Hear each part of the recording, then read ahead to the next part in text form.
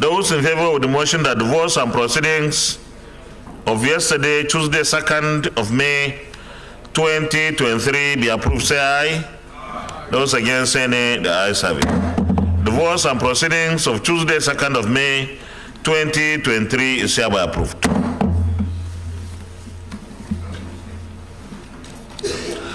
Any petitions? Leader of the Senate. Point of order, Senator I.D. Gyang. Thank you, Mr. President. I'm Senator I.D. Gyang. I'm from Plateau North, and I want to raise a motion under personal explanation, Mr. President, to alert the Senate on the resurgence of banditry and terror attacks on Plateau. Distinguished Senator I.D. Gyang, personal explanation is personal explanation. It's not a motion. So you just give us your personal explanation. Yes, thank you. You're welcome. Mr. President, distinguished colleagues,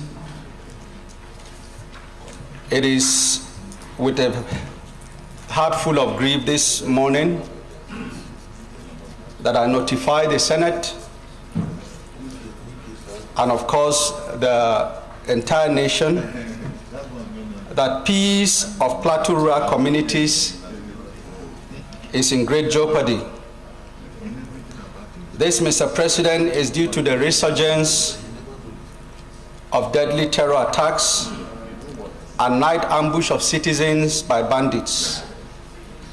Many lives have been lost within the last 2 weeks while we were on recess, Mr. President, in communities across Biladi, Jos South, Riom, and Mangu local governments, namely Rawuru, Hepang, Jol, Weren, Tashek, Rim, and Murish.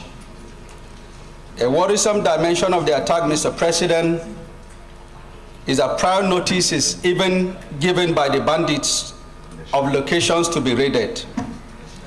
Such advance notice and knowledge of the attacks are widely circulated with the hope that appropriate proactive security measures will be taken by law enforcement agencies, yet the bandits undertake and execute their deadly attacks on target locations without fail.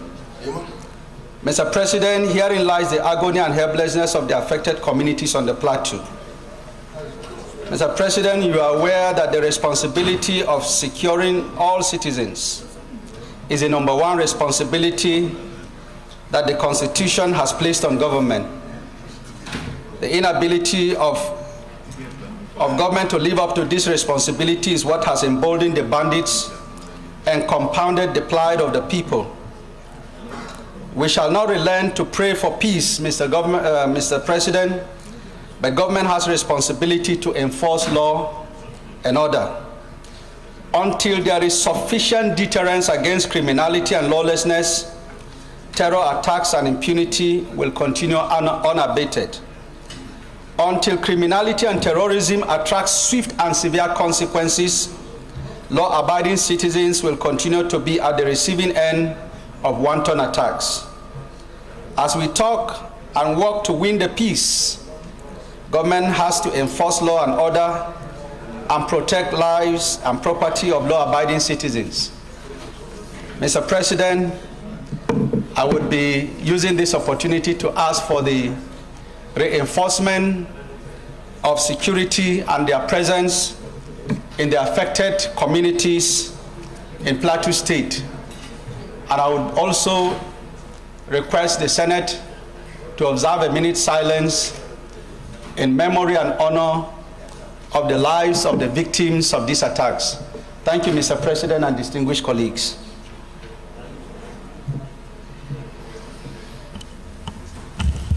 Thank you very much, distinguished Senator I.D. Gyang. because you have come under our standing order 42, which is personal explanation, your presentation is not open to debate. And let me remark here that the security agencies and other authorities should ensure that we maintain security in areas that appear to be flashpoints again. Of course, I agree with you. Recently, the security situation in some parts of the country have started to deteriorate. But I think our security agencies, the military, have done a very good job of improving the security situation across the country. And we commend them for doing so much with what I can say insufficient resources. So for that, we will always be with them as a National Assembly, as a Senate particularly. We have been very, very supportive and will continue to be so. And at all times, our focus must be on providing security and improving the welfare of citizens of Nigeria. So I also commend you for bringing the information of what's happening in your senatorial district to the notice of the Senate and indeed the country. Did you ask for a minute silence? Okay, 1 minute silence, please.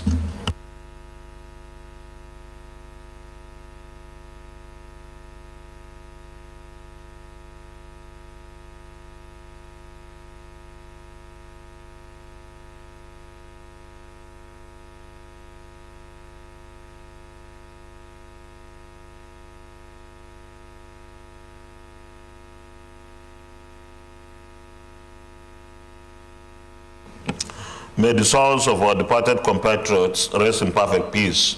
Amen.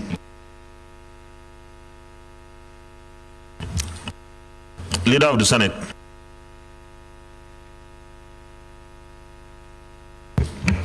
Mr. President, distinguished colleagues, the first business of the day is the presentation of a House bill standing in my name on the Notary's Public Bill 2023, HB 2020. Mr. President, you may wish to invite the Clerk of the Senate to read the short title of the bill. Clerk of the Senate. Mr. President, distinguished senators, Notary's Public Bill 2023, HB 2020, first reading. Notary's Public Bill 2023, HB 2020, first reading taken. Leader of the Senate. Mr. President, distinguished colleagues, the first order of the day is a motion requesting the Senate to consider the request from Mr. President, Commander-in-Chief, for the confirmation of the nomination of the following persons for appointment as federal commissioners for the Revenue Mobilization, Allocation, and Fiscal Commission, in accordance with Section 154, subsection 1 of the 1999 Constitution of the Federal Republic of Nigeria as Senator Ayogu Eze, CON, Peter Opera, Hawa Umar Aliu from Jigawa, Rakia Tanko Ayuba Haruna Kebi, Ismaila Mohammed Agoka Kwara, Kolawale Daniel Abimbola. So the first two, Senator Ayogu CON is from Enugu, and Peter Opera from Imo. Mr. President, distinguished colleagues, the purpose of this motion on the order paper is for the request of Mr. President, Commander-in-Chief, to be referred to the relevant committee for further legislative action. I therefore move that the request, Mr. President, Commander-in-Chief, be referred to the appropriate committee for further legislative action. I so move.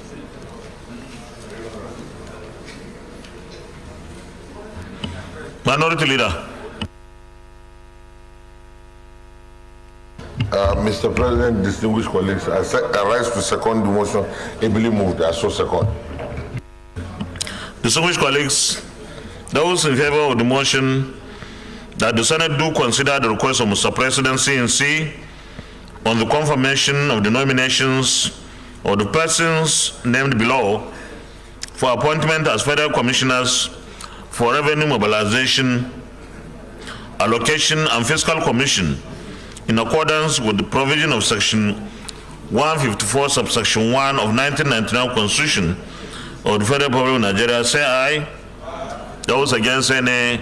The ayes have it. The request of Mr. President CNC is referred to the Committee on National Planning and Economic Affairs for further legislative action to report back within 2 weeks.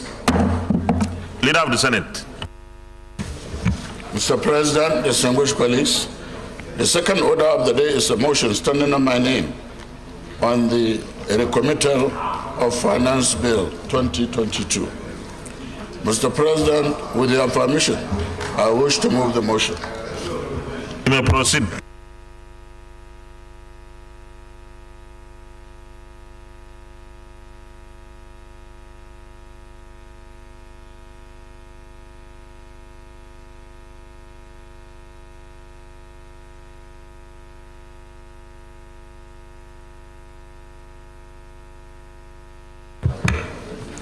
The Senate recalls that the Finance Bill 2022 was passed by the National Assembly and was transmitted to the President for assent. Observes that some fundamental issues which require fresh legislative actions by both chambers of the National Assembly emerged after a critical analysis of the bill by Mr. President and the Commander-in-Chief. Aware that the Minister of Finance, with the President's directive, had engaged the National Assembly to review key areas of the bill, and the engagement had produced a consensus resulting to this amended finance bill. Relying on Order 1 subsection B and the Order 52 subsection B of the Senate Standing Order 2022 as amended, accordingly resolves to resign its decision on the bill as passed and recommit same to the Committee of the Whole for reconsideration and passage. I so move.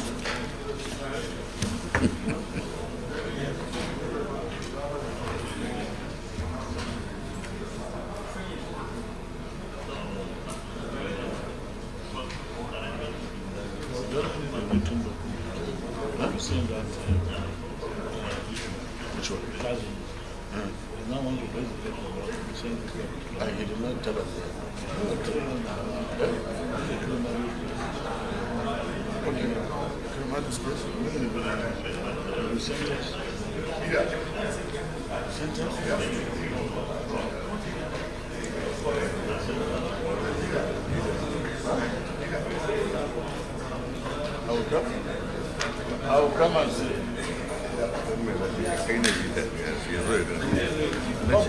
Come, we are passing.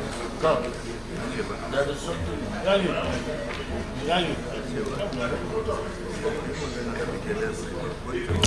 Please, I need a seconder.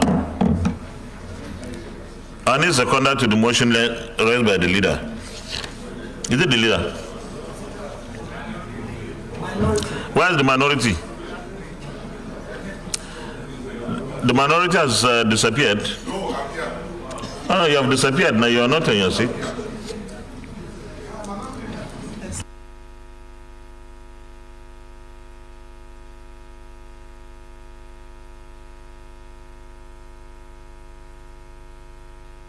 Mr. President, distinguished colleagues, I rise to second the motion ably moved by the Senate leader. I so second. Thank you very much, the minority leader. Distinguished colleagues, those in favor of the motion say aye. Those against say nay. The ayes have it. Leader, continue. Mr. President, distinguished colleagues, I move that the Senate resolve into the Committee of the Whole to consider the report. I so move. Sorry, leader. Okay. Second. Mr. President, distinguished colleagues, I rise to second the motion that this Senate do now resolve into committee of the whole to consider this report as so second. Thank you. Distinguished colleagues, those in favor of the motion that the Senate resolve into committee of the whole to consider the report, say aye. Those against, say nay. The ayes have it. Damn.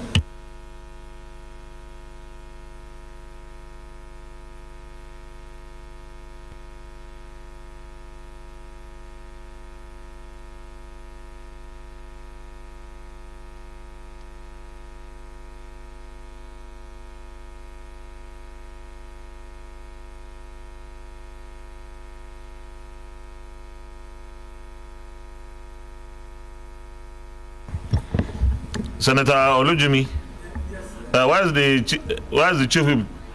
I can see you need a seat on that side. Yeah?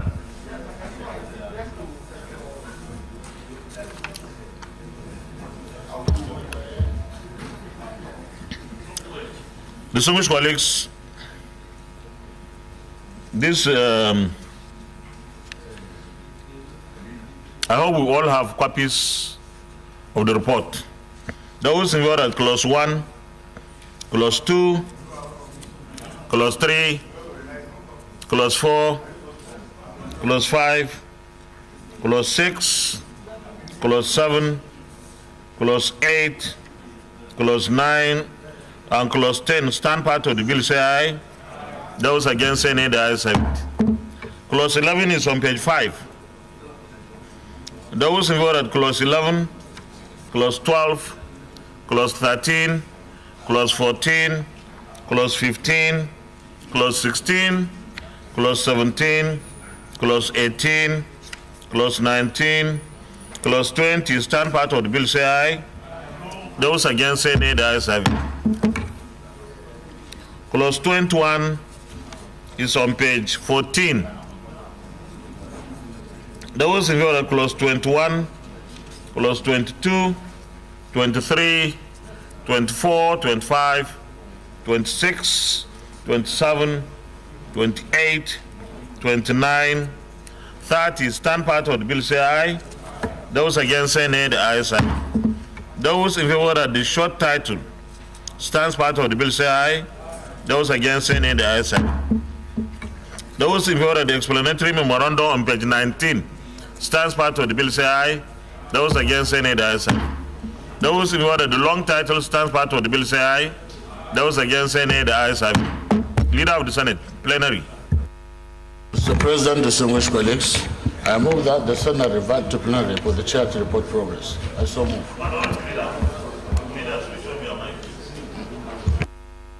Minority Leader. Mr. President, distinguished colleagues, I rise to second the motion that the Senate do now revert to plenary to report progress as so second.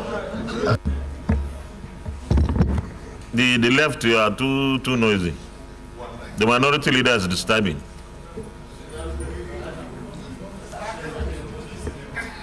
Huh?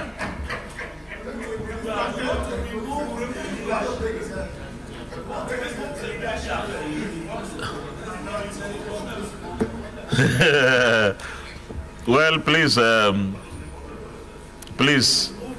you have an acting chairman. You don't have a substantive chairman at the National Secretariat. So please, don't go and trouble anybody there. We are happy with our leadership here. Very active minority leader. Very effective.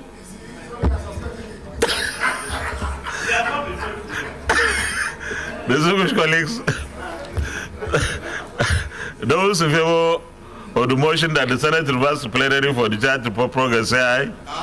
Those against, say nay. The ayes have it.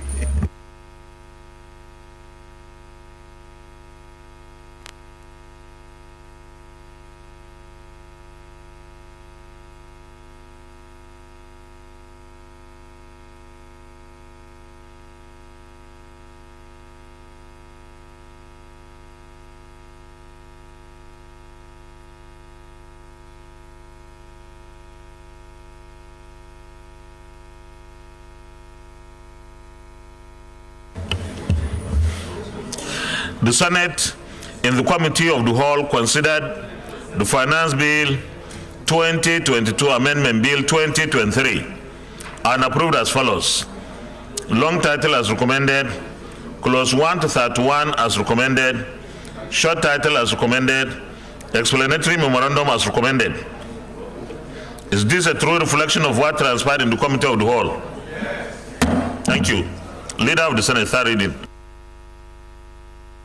Mr. President, distinguished colleagues, I move that the bill be now read the first.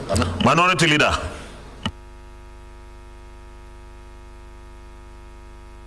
Mr. President, distinguished colleagues, I rise to second the motion that this bill be now read a third time. I so second. Minority Leader, you look stressed.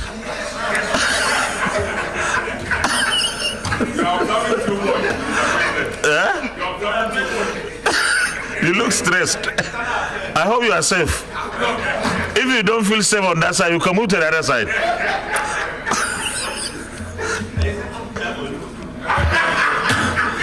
Distinguished colleagues, those in favor of the motion that this bill be now read the third time, say aye. Aye. Those against, say nay. The ayes have it.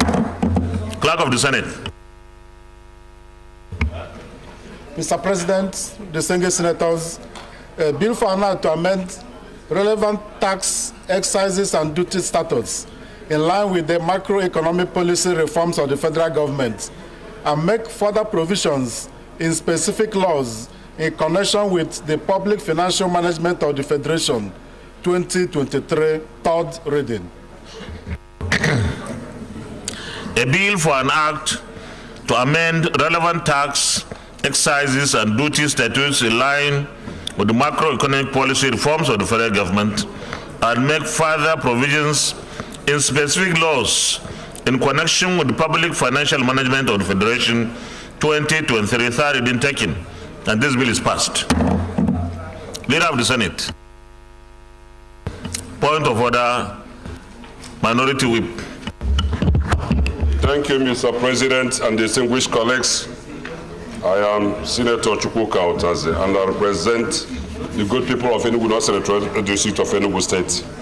My privilege is on order 10 and 11. I read 10. Any senator may arise at any time to speak upon a matter of privilege suddenly arising, and he shall be prepared to move without notice. A motion declaring that prepared to move without notice, a motion. 11, when a matter of privilege at any time arises, the president shall, until the matter is disposed of, or unless the debate on a motion thereon is adjourned, suspend the consideration and decision of every other motion or any other question, provided precedence over other business shall not be given to any motion if the opinion of the president in the prima facie case of breach of privilege has not been made or how the matter has not been raised at the earliest opportunity. I'm making this, I'm coming under this privilege for a matter of urgent public importance and for clemency for Senator Ike Ekweremadu and two others.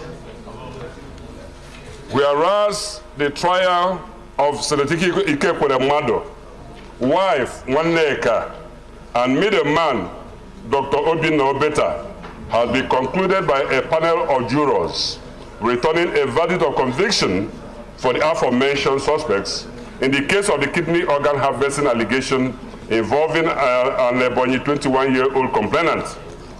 Whereas the sentencing of the convicts was shifted to 5th May 2023 at Old Bailey Court, and following which the Senate, on account of the good standing of Senator Ike Ekweremadu as his former Deputy Senate President for 12 years running, and as the former Speaker of ECOWAS Parliament, and considering the enormous contributions he did make in the development of democracy in Nigeria, West Africa, and beyond. Whereas these confidents were first offenders and do not have any previous criminal records, and considering that Ekweremadu was ignorant, that seeking out kidney donors was a crime in the United Kingdom, even applied to the British High Commission in Abuja for a grant of travel visa to the alleged donor, clearly stating in writing the purpose for the travel visa. Whereas the Senate is not arguing the conviction of the Ekweremados, as ignorance of the law is no excuse, but were forced into these circumstances in their bid to save a dying daughter, Sonia. Whereas this Senate is not in any way appealing against the conviction of the Ekweremados, nevertheless, it is joining them in their allocutus plea by asking for clemency in the coming sentencing 2 days away. Now, this Senate resolves as follows. 1, that clemency be extended to the Ekweremados, considering that all of the convicts were first offenders. 2, that since this matter was novel in the United Kingdom, that a novel approach in sentencing of the convicts be adopted by tampering justice with mercy, as the publicity already given to the trial was enough warning to would-be offenders in future. 3, that considering the long history of good relationship existing between Britain and Nigeria, and considering that this is the first time the Senate is making this kind of plea, that the British government yields to our request for clemency for the Ekweremados in their sentencing. I so move. Well, thank you very much, the Minority Whip, distinguished Senator Chukwuka Utazi. You have come under privilege, and is the only way we can take this. And as we all know by our standard rules, this is not something that we are going to debate because it has come under privilege. But let me reiterate what our colleague here has presented to us. Distinguished Senator Ike Ekweremadu served as Deputy President of the Senate for 12 consecutive years. He has put in so much effort in the development of Parliament across Africa and indeed the world, and was never found wanting. And therefore, what has happened is very unfortunate, it's very sad.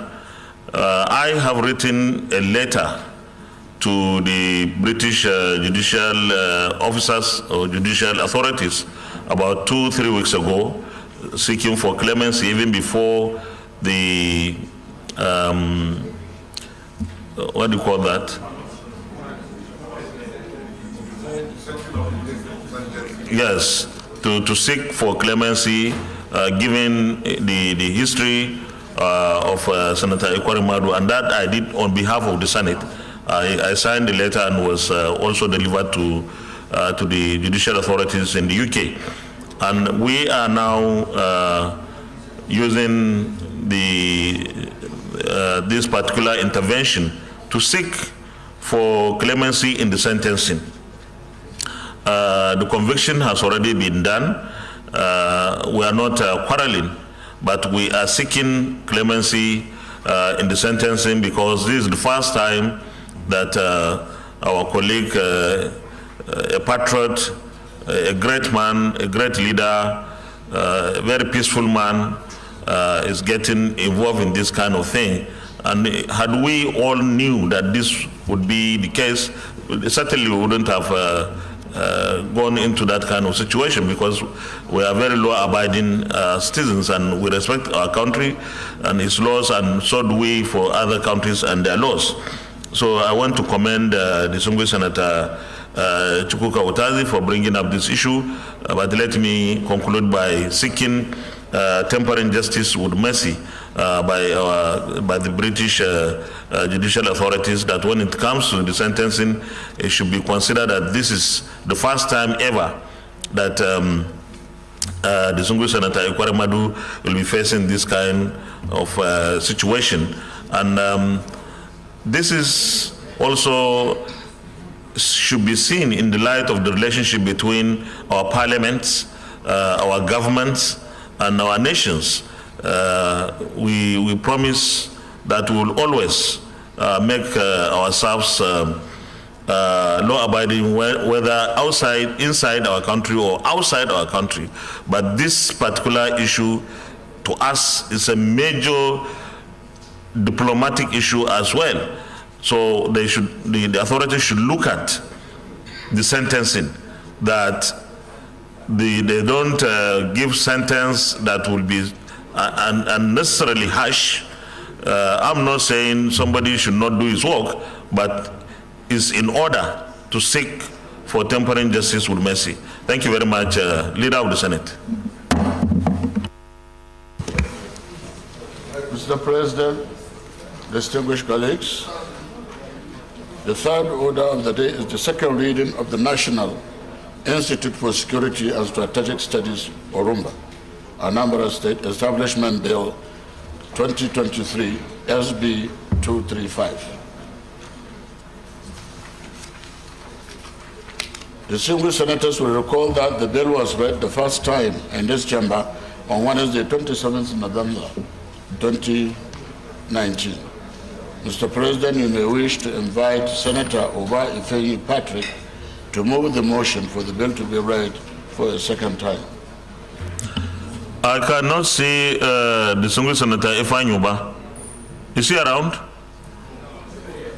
So, Leader, I think in the light of his absence, we should stand it down, unless someone else is going to present it on his behalf. We will stand it down till another legislative day. Distinguished colleagues, in the absence of the mover of this bill or the sponsor of this bill, we want to stand down this one. The Minority Leader. Mr. President, distinguished colleagues, I stand to second the motion that this bill be stood down to another legislative day. Distinguished colleagues, those in favor of the motion that the Senate stands down the consideration of this item till another legislative day, say aye. Those against, say nay. The ayes have it. Leader of the Senate. Mr. President, distinguished colleagues, the first order of the day is the second reading of the Public Procurement Act 2007, Amendment Bill 2023, SB 1073. Distinguished senators will recall that the bill was read the first time in this chamber on Tuesday, 27th November 2022. Mr. President, you may wish to invite Senator Voucher Emmanuel to move the motion for the bill to be read a second time. Again, it's looking like distinguished Senator Emmanuel Bouacha is on his way, coming to the National Assembly, is yet to reach here. So we stand down the consideration until maybe he arrives. The Minority Leader. Mr. President, distinguished colleagues, I rise to second the motion that this bill be now stood down to another legislative day. Distinguished Senator. Please. Okay. Because there's a conference going on there. Please, if you have to discuss a lot on. Those in favor of the motion that we stand down the consideration of this item also say aye. Those against, any the ayes have it. Leader of the Senate. Mr. President, distinguished colleagues, the fifth order of the day is the second reading of Federal Audit Report Implementation and the Enforcement Bill 2023, HB 1117. Distinguished senators will recall that the bill was read the first time in this chamber on Tuesday, 2nd May 2023. Mr. President, you may wish to invite Senator Orugwede Maju to move the motion for the bill to be read the second time. I think it's not. Distinguished Senator Matthew Orugwede, Edo South.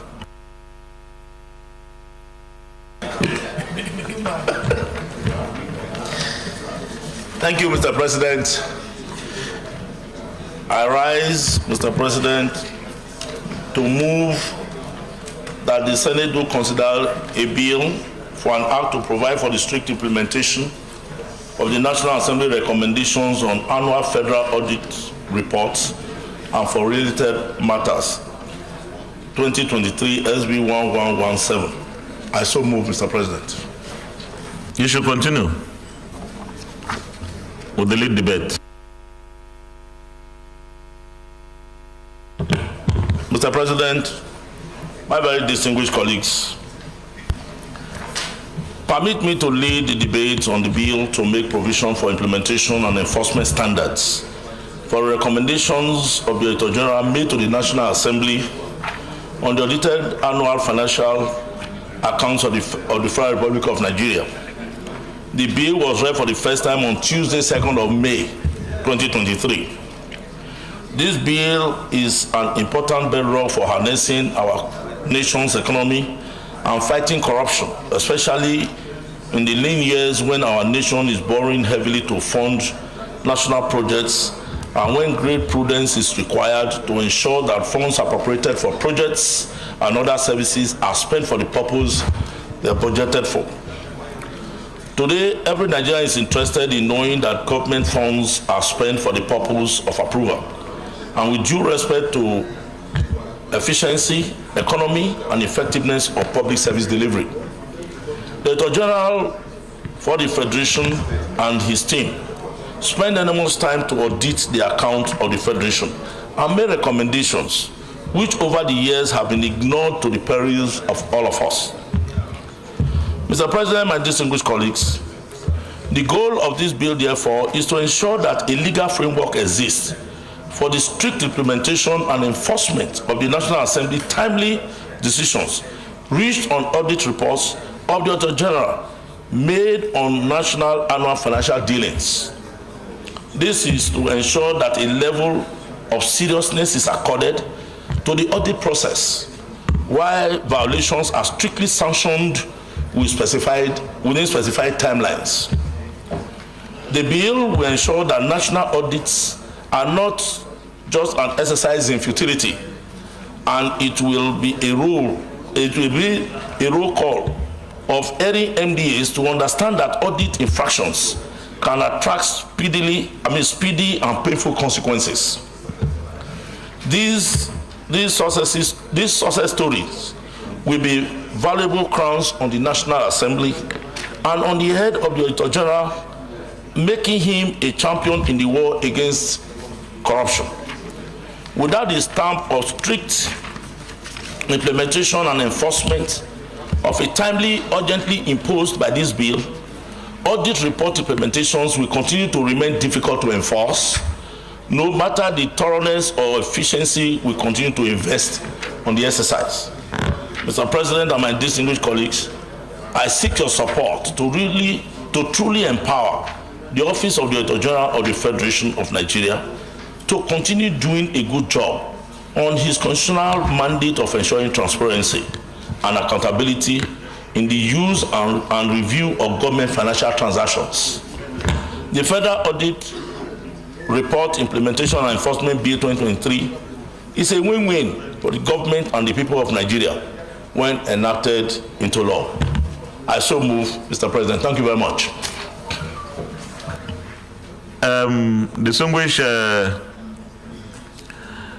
Distinguished Senator Biodun Olujimi. Thank you.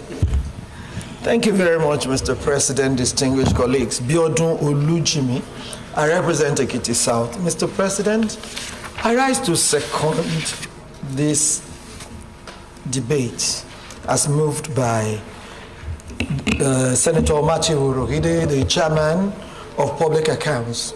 Mr. President, there is no doubt that if Nigeria must fight corruption, the audit processes must be strengthened. It is post-mortem, but it is only the process in which we learn of the infractions and all the problems of the processes of accounting.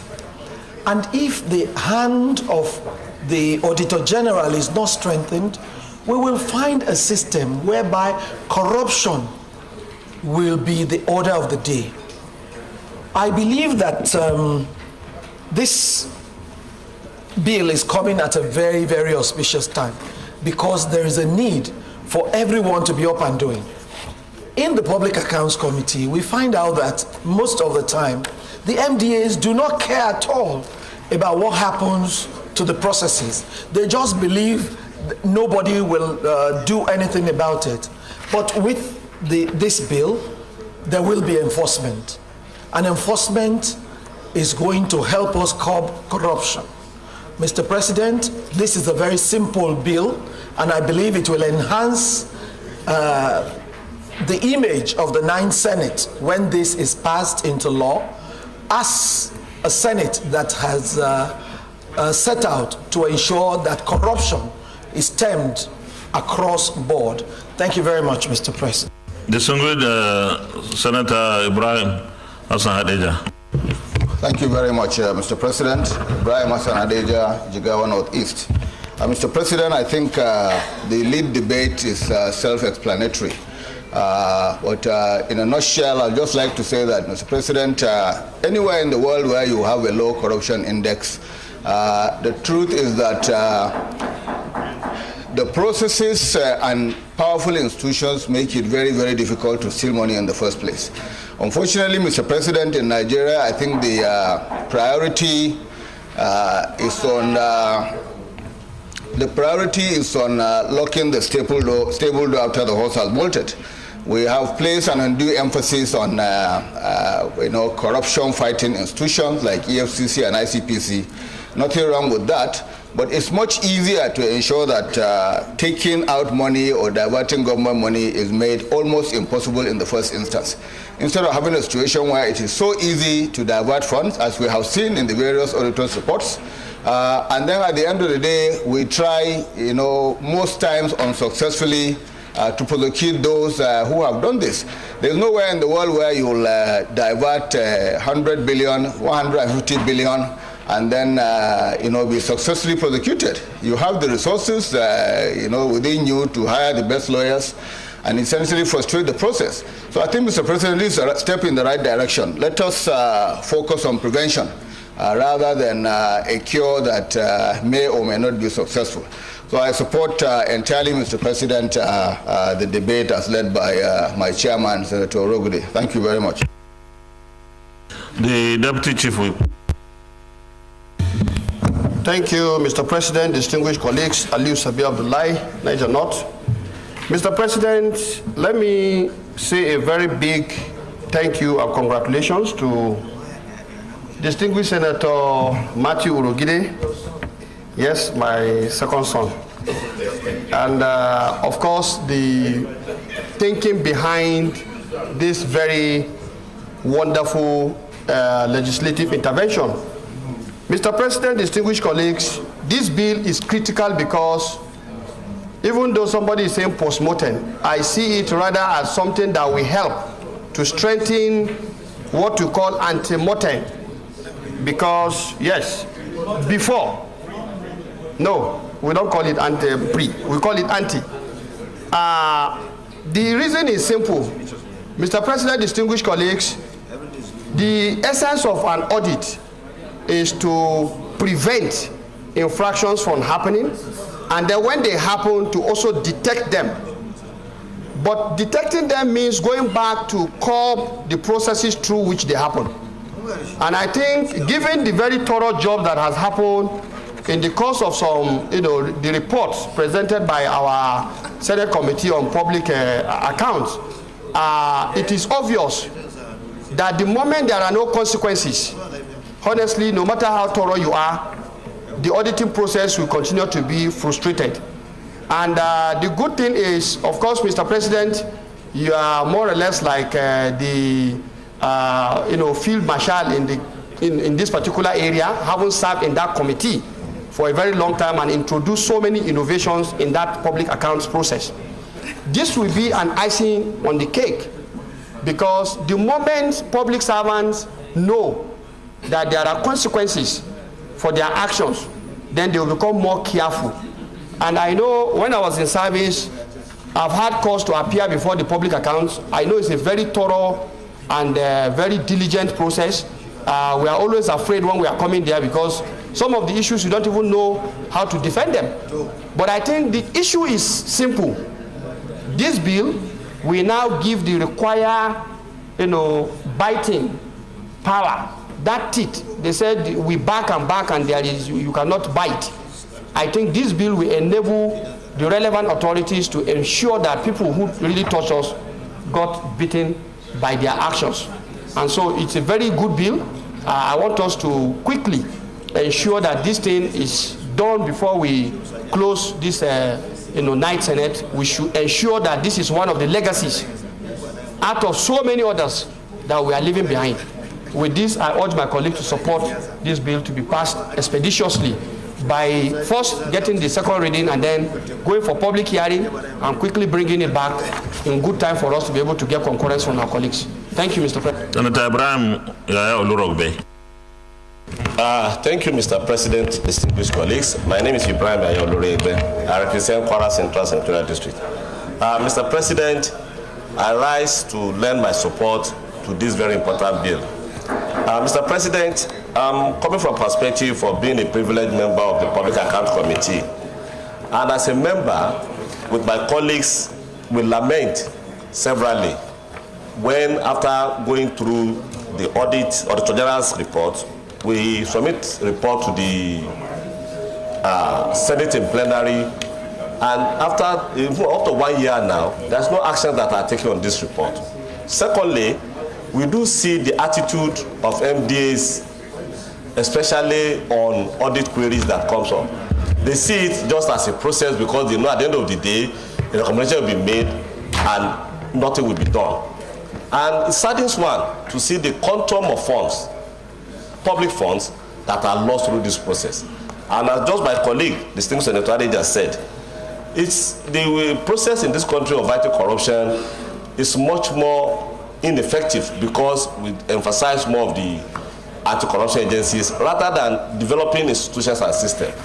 Therefore, it was a collective wish and will and decision of the program committee at one of our oversight and retreat to see this through. And I want to thank our chairman for expeditiously coming up, because it was only during this recess that we went through and we said the only decision is to have an enforcement process. The current law, the Constitution, empowered the National Assembly to receive the report to make recommendations to the president. But it doesn't give any further process as to when and how the president must act. And as such, it has been dying. So therefore, this bill is very important to strengthen our institutions and to take the process to a logical conclusion.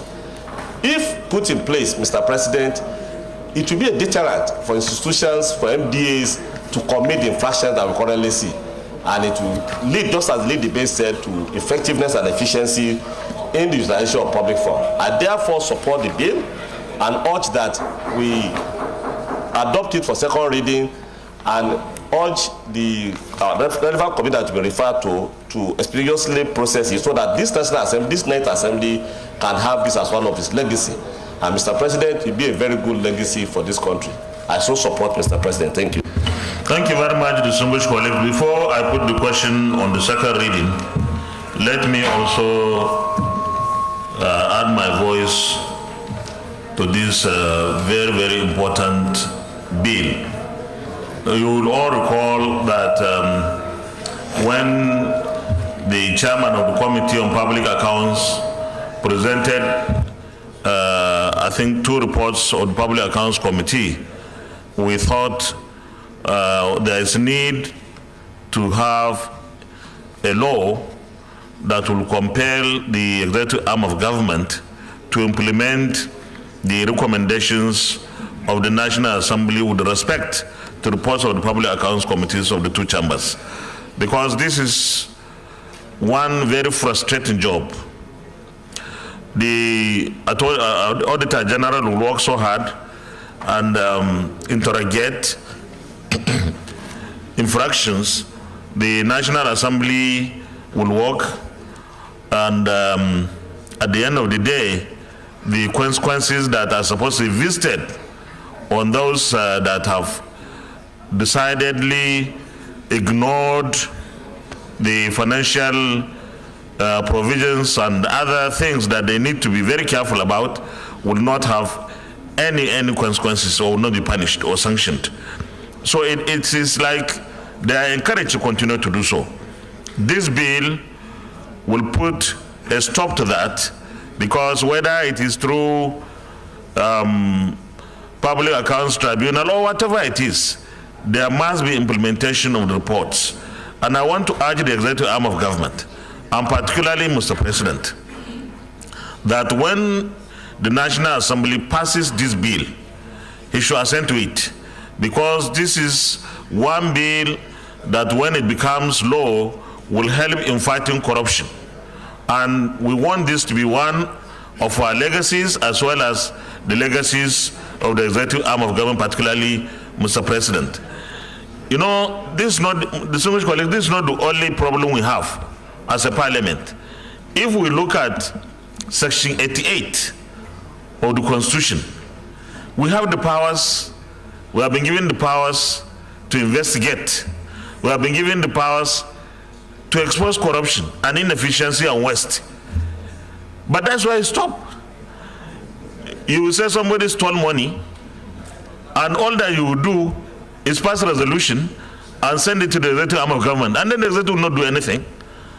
And how do we make that part of the Constitution also bite by making provisions that when corruption is exposed, consequences are visited on those that are responsible?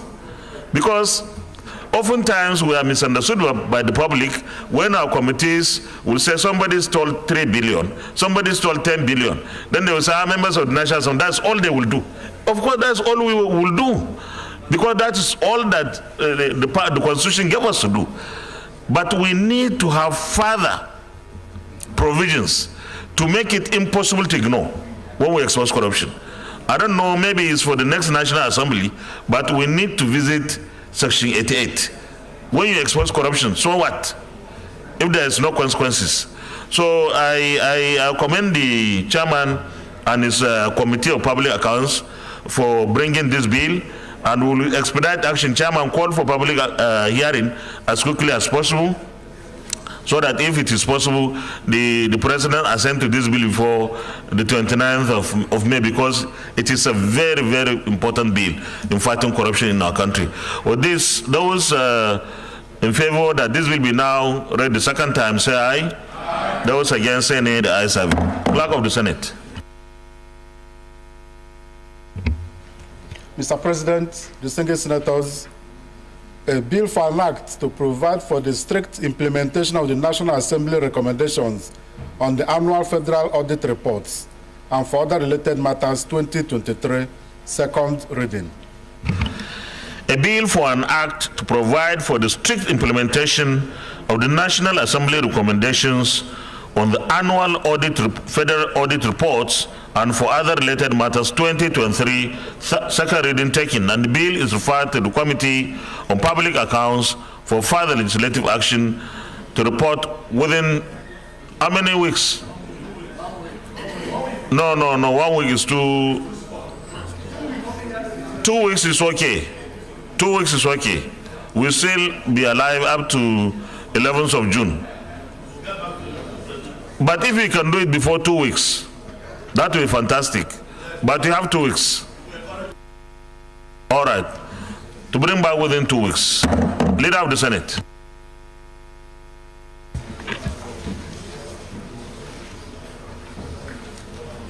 The sixth order of the day is the consideration of the report of the Committee on Federal Capital Territory on the 2023 FCT Appropriation Bill 2023, SB 1081. Mr. President, you may wish to invite Senator Smart Ademi, Chairman of the Committee, to move the motion for the consideration of the report. But I think it's not around. Smart. Huh? Are you around? It's not around. Smart is not around. Smart.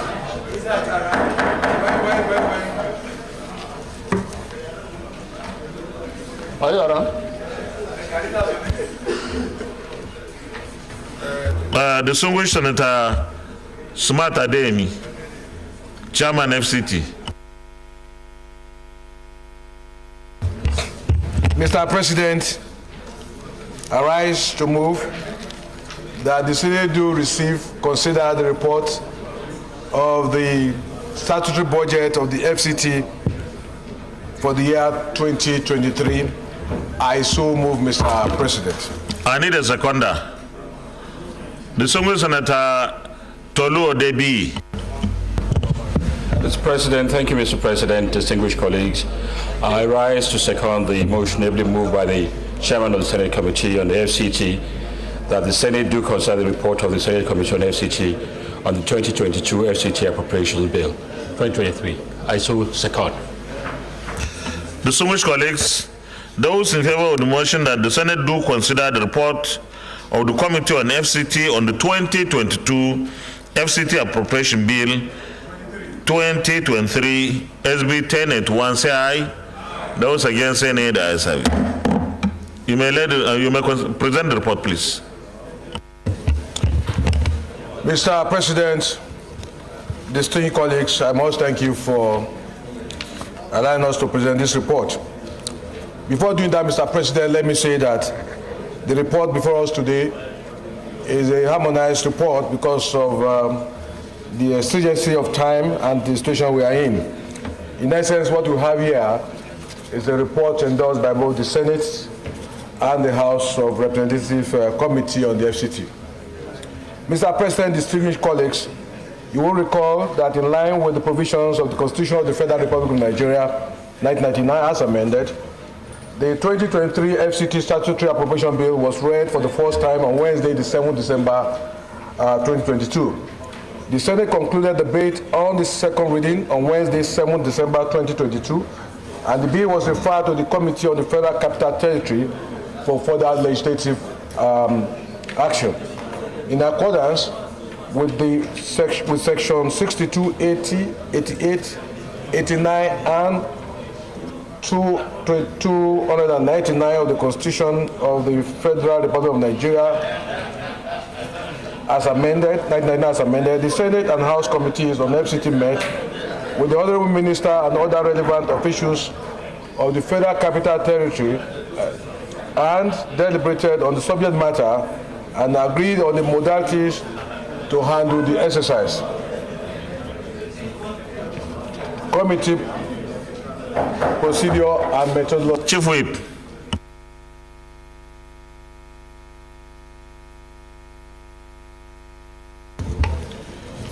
In carrying out the committee oversight duties, Mr. President, the committee visited schools, hospitals, Abuja Light Rail Mass Transit Project site, Goza Dump site, Wumpa Sewage Treatment Plant, Wasa Affordable Housing Project, Karachi Water Project, Apo Karachi Road Project, Karachi Ara Road, Rehabilitation of National Assembly Complex, Lower Usman Dam, and so many other ongoing road projects of the FCT administration.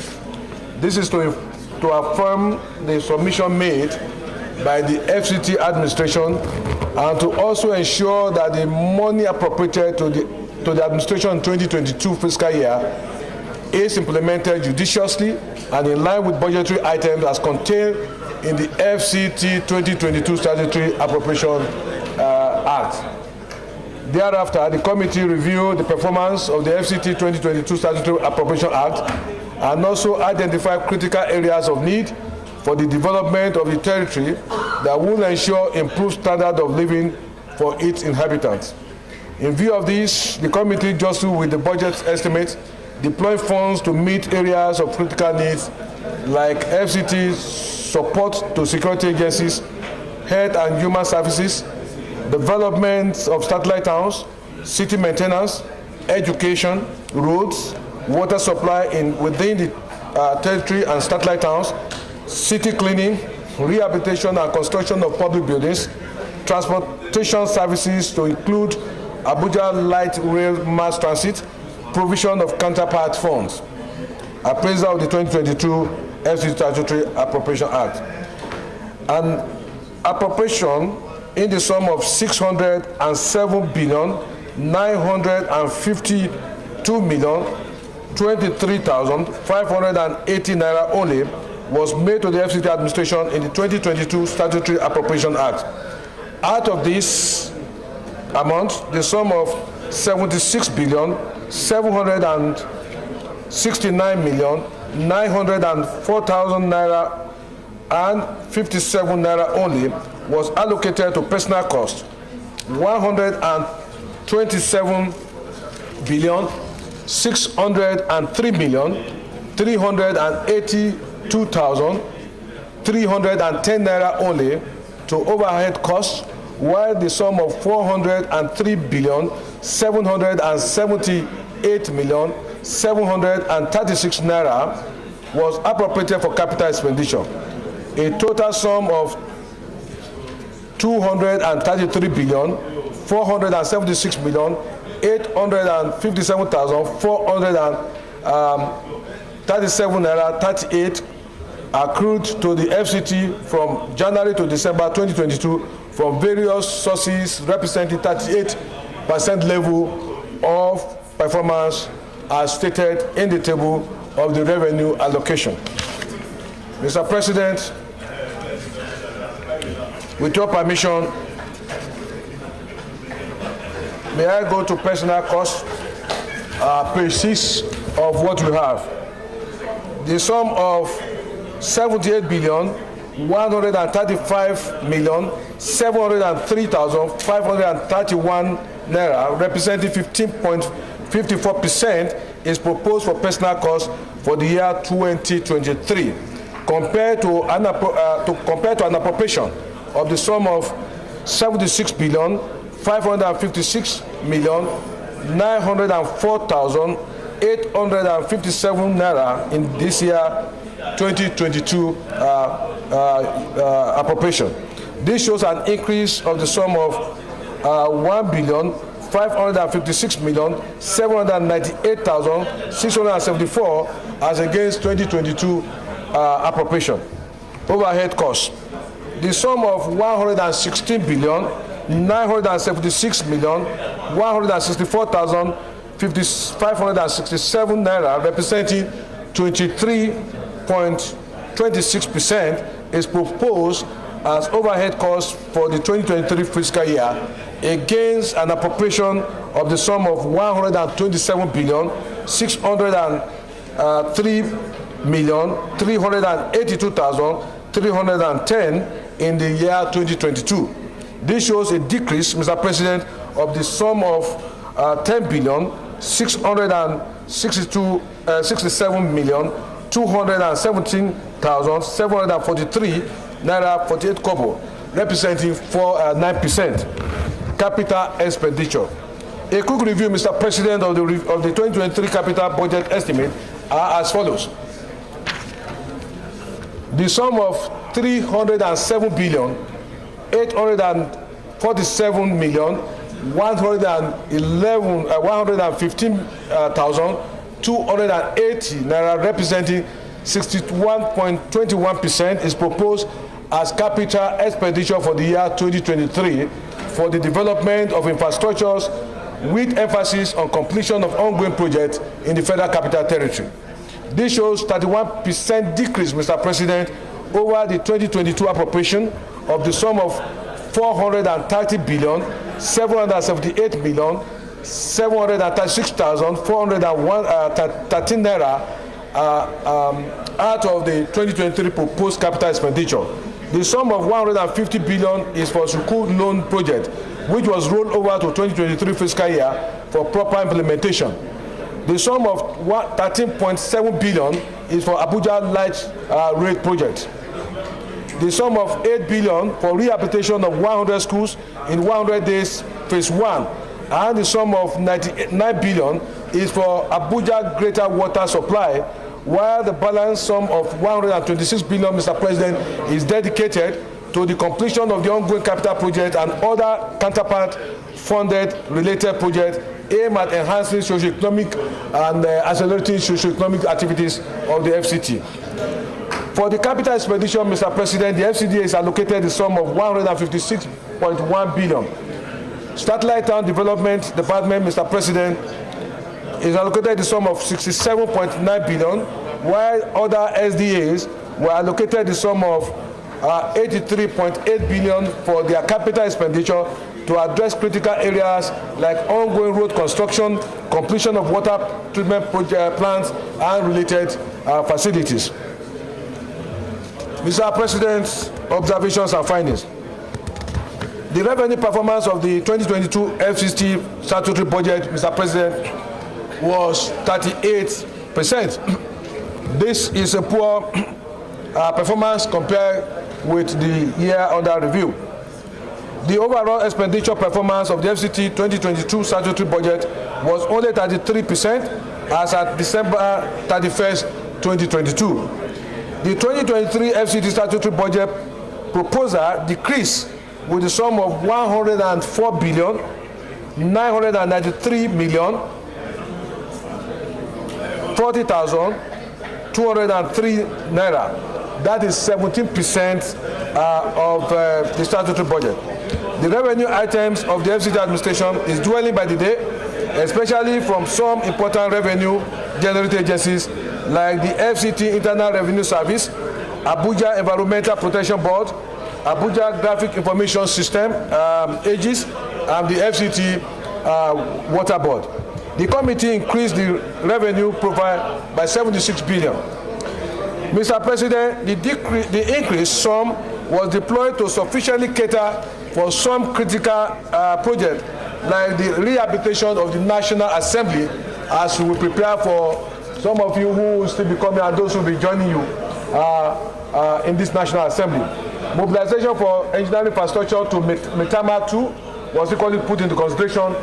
Metama 2, Mr. President, is a new district which is going to be flagged off before May 29 by this administration.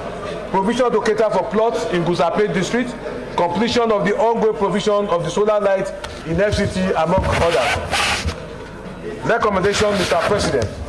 In view of the affirmation, the committee have recommended the sum of 579,693,907,532 naira only as FCT statutory budget for the year 2023.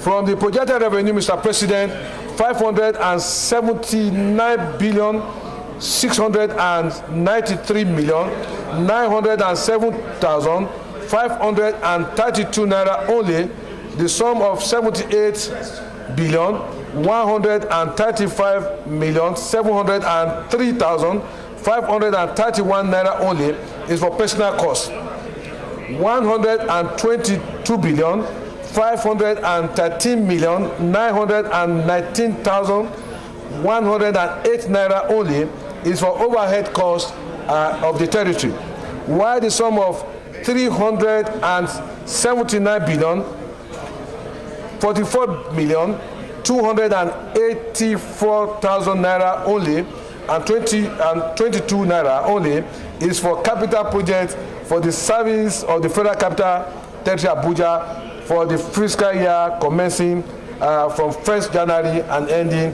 December 2023. Mr. President, before I complete this presentation, Mr. President, I want to emphasize that due to dwindling resources of the federal government, there is the need, Mr. President, to put by way of advice and observations in the last few years or so that have been in the FCT, that the solution to the development of this capital city will rest squarely on joint ventures by the incoming administration in order to be able to maintain the standard of which Abuja was conceived and is being implemented. The cost of construction is increasing by the day and the resources are dwindling. Mr. President, in saying this, I must commend the National Assembly in the 7th Assembly when the National Assembly passed the Revenue Board. That is what is saving the FCT today. Mr. President, the national budget for this year was less than 20 billion. Had it not been the Revenue Board that was put in place, the FCT would have been a big problem. But more importantly, Mr. President, is the fact that the Revenue Board of the FCT is understaffed.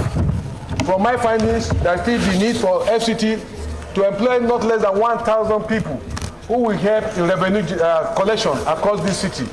That is one of the things that is hampering the development of the city, because the Revenue Board generated just about 38% of the expected revenue, compared with what it was some 2, 3, 4 years ago. So it is compelling for the incoming administration, good enough, our government, the APC to start looking at how to accelerate the development of this city by going to joint venture. The good news to Nigerians is that you are going to have an administration that is committed to infrastructural development under President Bola Ahmed Tinubu and Kashim Shettima. So I want to conclude, Mr. President, colleagues, in considering this budget, time is of the essence. As the two committees, the Senate and House of Representatives committees on the FCT have worked together to present one version of this report for consideration by the two chambers. On behalf of the committee members, Mr. President, I hereby present the recommendations for consideration and passage into law. Mr. President, I must thank you very sincerely, thank my colleagues for your support for the FCT over the period that we have presided over this territory. Thank you, God bless you. Assalamu alaikum.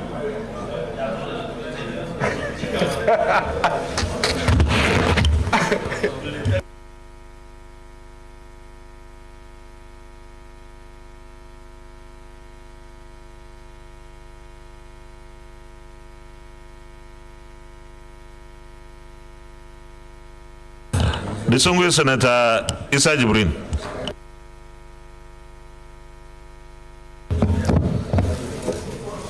Your Excellency, the Senate President, distinguished colleagues, I am Issa Jibrin, representing Kogi East. Mr. President, first I want to commend the chairman of the Senate Committee on FCT for a job very well done. My comment really is on the internally generated revenue by the FCT. The FCT has so many challenges in terms of funding, and I believe that internally generated funds should be one of the major ways that the FCT can address that challenge. Mr. President, I want to urge way forward that the FCT should look at the informal activities within, in particular, the rural areas of the FCT.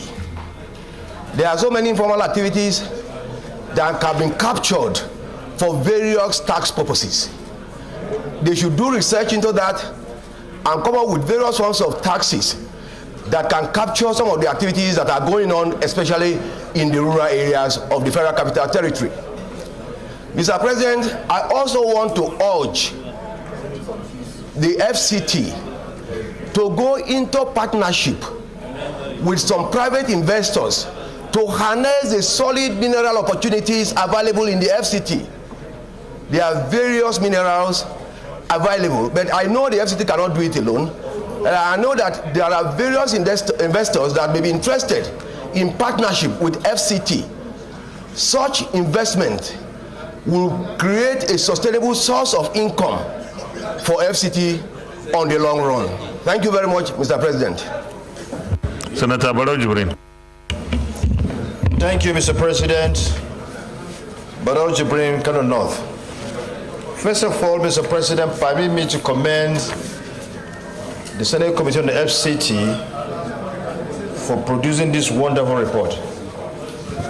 It has done a good job bring in due diligence in the preparation of this report. But I want to add that, let me also commend the minister or the Ministry of Federal Capital Territory for its adherence to due process and ensuring there's financial discipline in the administration of the FCT. That said, it is really something surprising concerning the fact that the FCT has several problems needing to be solved in terms of infrastructure, sanitation, and other requirements of a city of the status of the Federal Capital Territory of this country. But yet, it has a revenue performance of 38%, which is really not I'm not really comfortable with it because I feel that revenue performance should be something that should go close to 70% or beyond. But the revenue performance here is only 38% despite the revenue earning opportunities that are available within the FCT. But yet, even the 38% that got accrued to the FCT in the period under consideration, only 33% of the expenditure provisions were attended to, which means that the revenue was not utilized fully, but left without being utilized. So I want to add that please, whenever there is money available to the FCT, and we fully know that FCT needs money to take care of several requirements that, like as I said, infrastructure, sanitation, and so on. So let's utilize the money. Let's not leave the money to remain idle without being utilized. With this, I want to say that the committee should do more in its oversight to complement what the FCT administration is doing in ensuring financial discipline so that we'll have the best for the FCT. Thank you, Mr. President. Distinguished colleagues, we have listened to the contributions by our colleagues.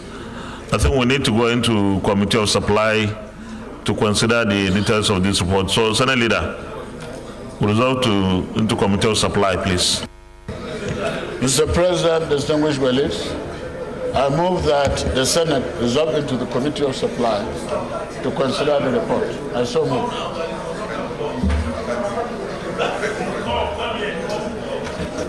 Minority Leader.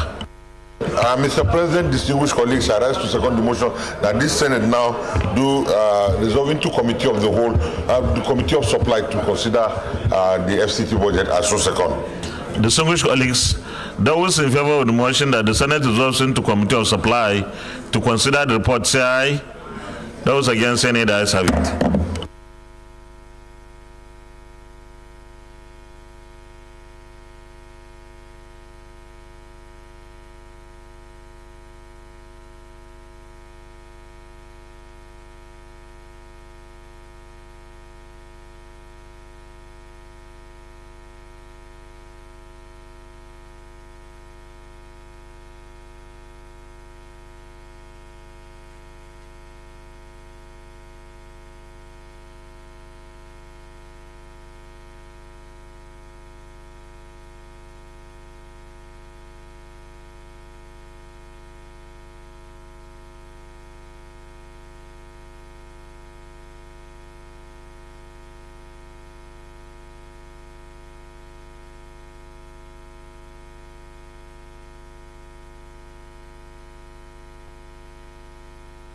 Distinguished colleagues, we start from page 7 of the report.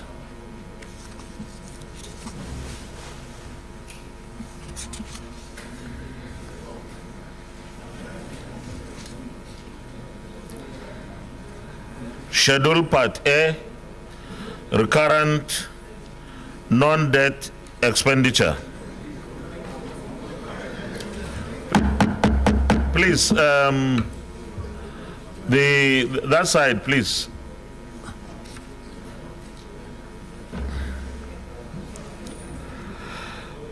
Federal Capital Territory First Line Charge, 9,805,683,256 naira. Protocol Department, 1,405,000 445,835,980 naira. Security Services Department, 4,761,132,171 naira. FCT Treasury, 24,823,213,820 naira. Economic Planning, Revenue Generation, and PPP Secretariat, 1,746,592,108 naira. FCT Establishment and Training Department, 2,109,772,789 naira. FCT Audit Department, 550,230,603 naira. Department of Monitoring and Inspection, 368,810,780 naira. Land Administration Department, 1,549,512,744 naira. FCT Procurement Department, 803,982,141 naira.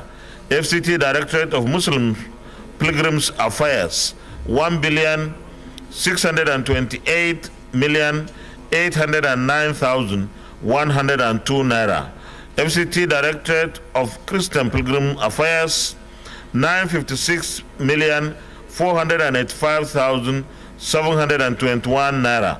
FCT Pension Department, 5,996,696,985 naira.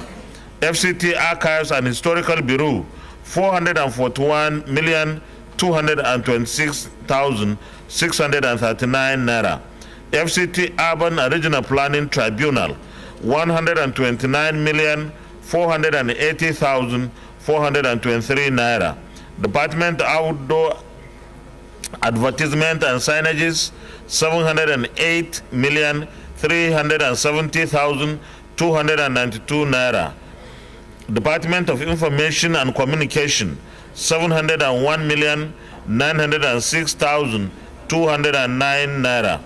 Department of Reform, Coordination and Service, 497,408,657 naira.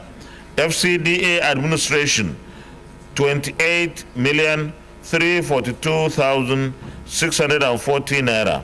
Finance and Administration, 1,701,151,989 naira. Engineering Services, 901,846,227 naira. Public Building, 674,839,428 naira. The Settlement and Compensation Department, 215,457,074 naira. Urban and Regional Planning, 236,455,652 naira. Survey and Mapping, 255,925,104 naira. Mass Housing Department, 77,051,533 naira. FCDA Procurement Department, 123,758,221 naira. FCDA Internal Audit, FCDA Internal Audit, 43,471,284 naira. Public Relations, 64,627,741 naira. Engineering Design, 205,540,160 naira. FCDA Legal Services, 69,394,467 naira. FCT Legal Secretariat, 2,543,609,365 naira. Area Council Secretariat, 746,273,068 naira. ACSS Inspectorate Planning and Monitoring, 353,402,485 naira. ACSS Chieftaincy and Community Development, 590,516,321 naira. ACSS Primary Healthcare Department, 180,959,839 naira. ACSS Planning, Research and Statistics, 196,292,411 naira.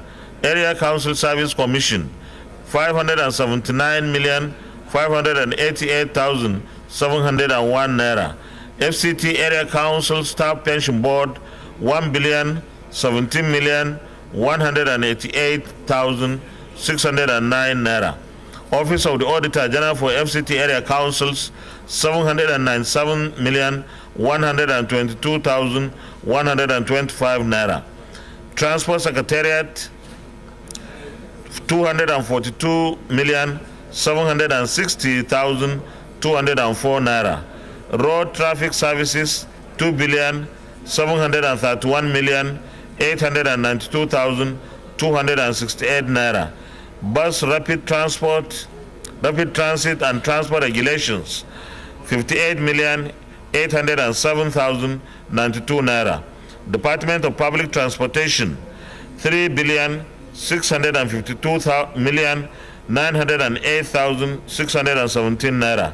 Department of Transportation, 1,332,309,934 naira. Department of Transportation Planning, Research and Statistics, 301,192,420 naira. Education Secretariat, 1,782,720,638 naira. Agency for Mass Education,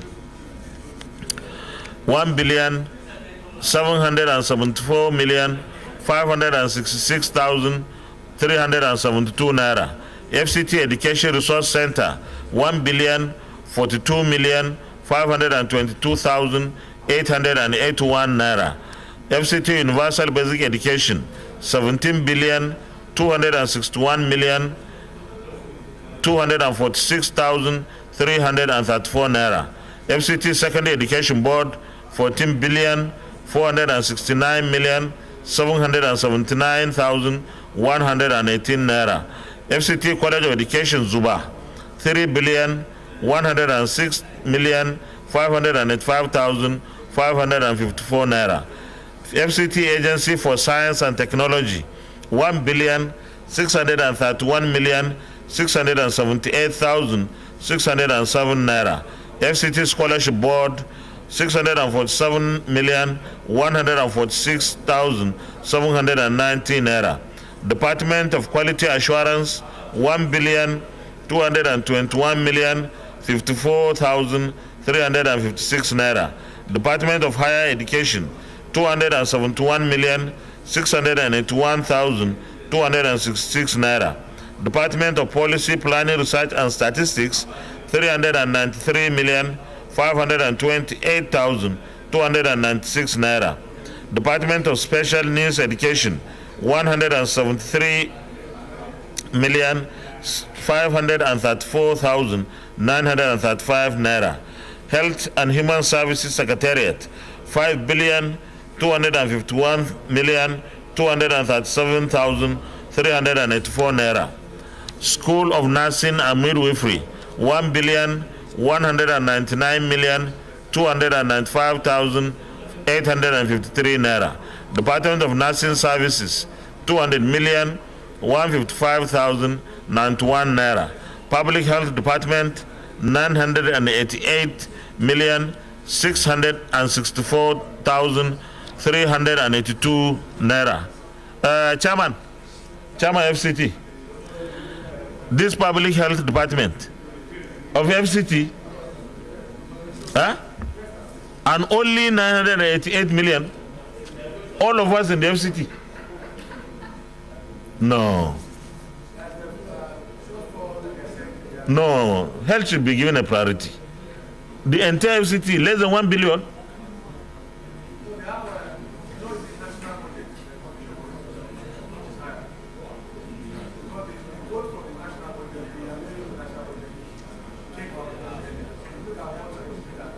Let's find out what is in the other budget, because we have to prioritize health.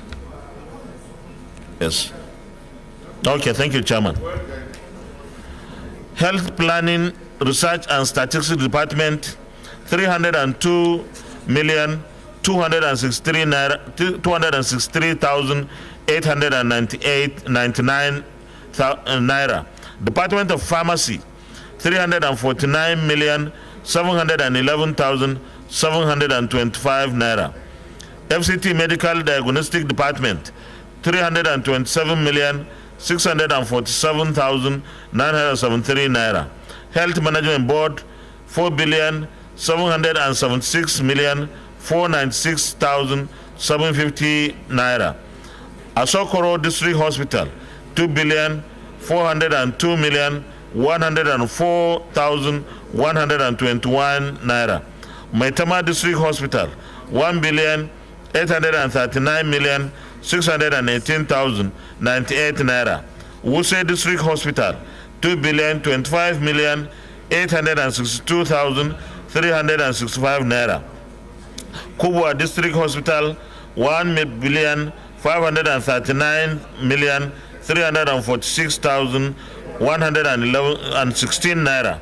FCT Semi-Urban District Hospitals, 2,935,967,035 naira. FCT Satellite District Hospitals, 3,109,452,389 naira. Primary Healthcare Development Board, 2,990,592,158 naira. Agriculture and Rural Development Secretariat, 622,780,885 naira.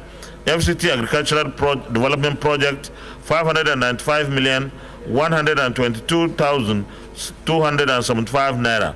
Department of Agricultural Services, 242,036,413 naira. Department of Agricultural Planning, Research and Statistics, 196,933,997 naira. Department of Veterinary Services, 556,267,326 naira.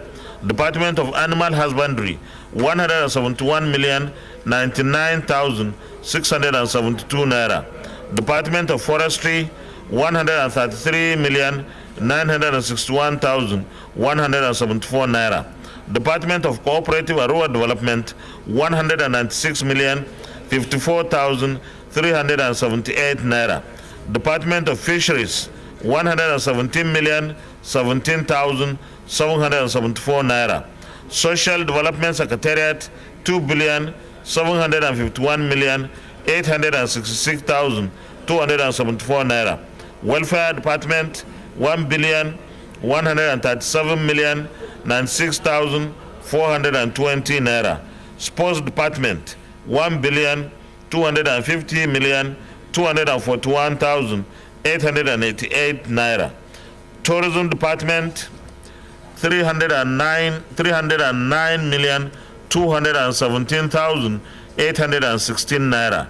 Arts and Culture, 372,922,528 naira. Youth Department, 282,910,863 naira. Chairman, Youth Department. Youth Department. What is Youth Department? Is this money for development of youth or for running of the office?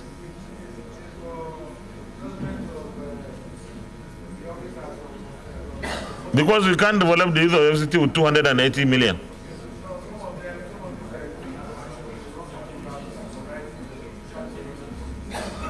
Okay. Okay.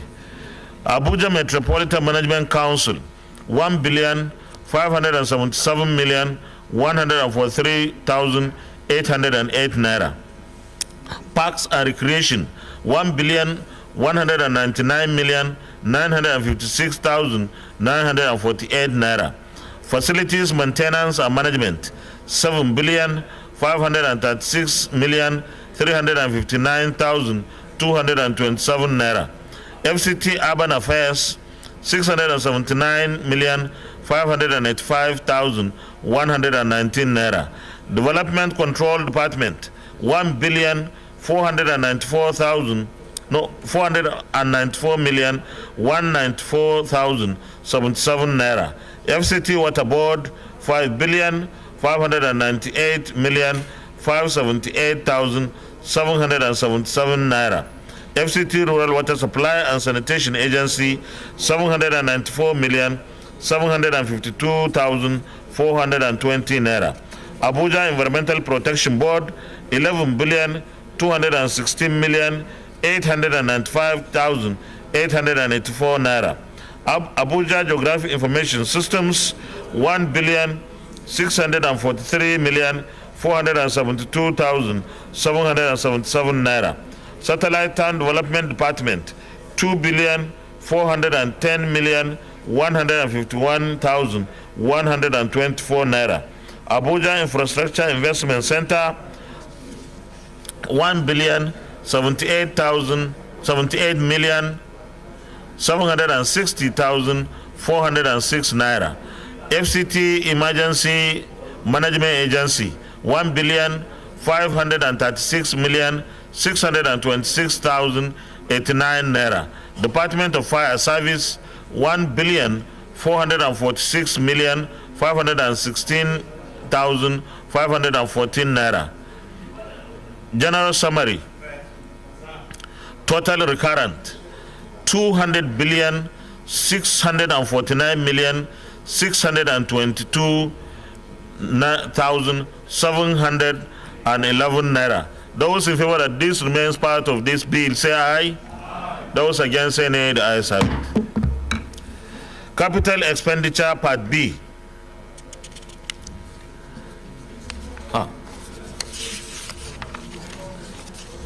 I will go to the summary.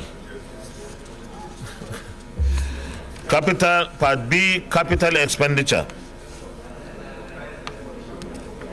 The total capital is 374,284,822 naira. Those who feel that this remains part of the bill, say aye.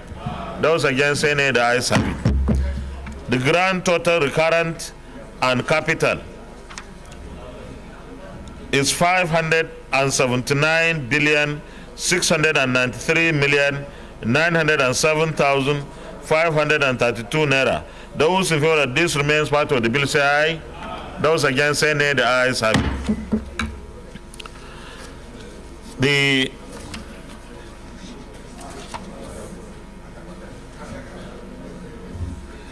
The explanatory memorandum. Those in favor that the explanatory memorandum remains part of the bill, say aye. Those against, say nay. The ayes have it.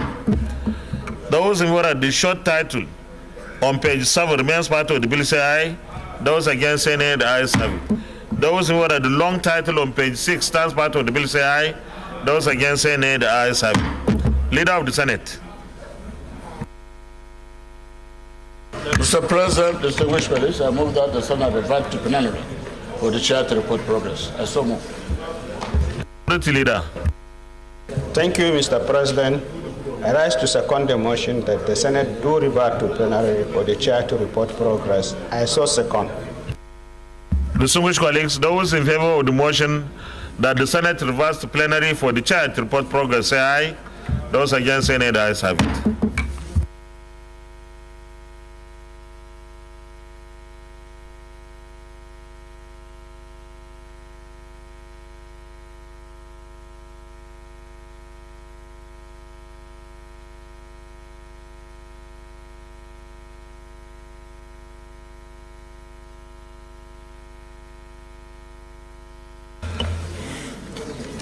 Distinguished colleagues, the Senate in the Committee of Supply considered the report of the Committee on FCT on the 2022 Federal Capital FCT Appropriation Bill 2023 and approved as follows. Part A, recurrent non-debt expenditure as recommended. Schedule Part B as recommended, capital expenditure. Clause 1 to 6 as recommended. Explanatory memorandum as recommended. Short title as recommended. Long title as recommended. Is this a true reflection of what transpired in the Committee of the Whole, Committee of Supply?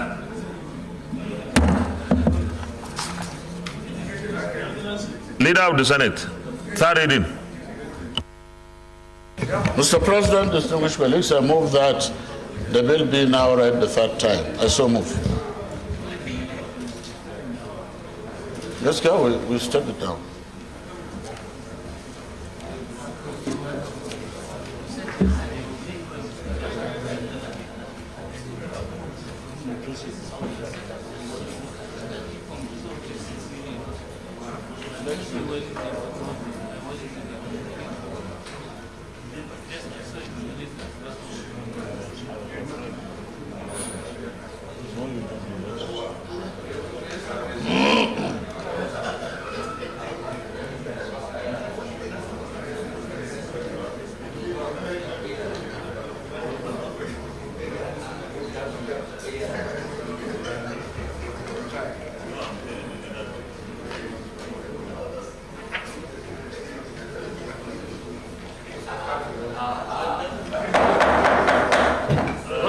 Please,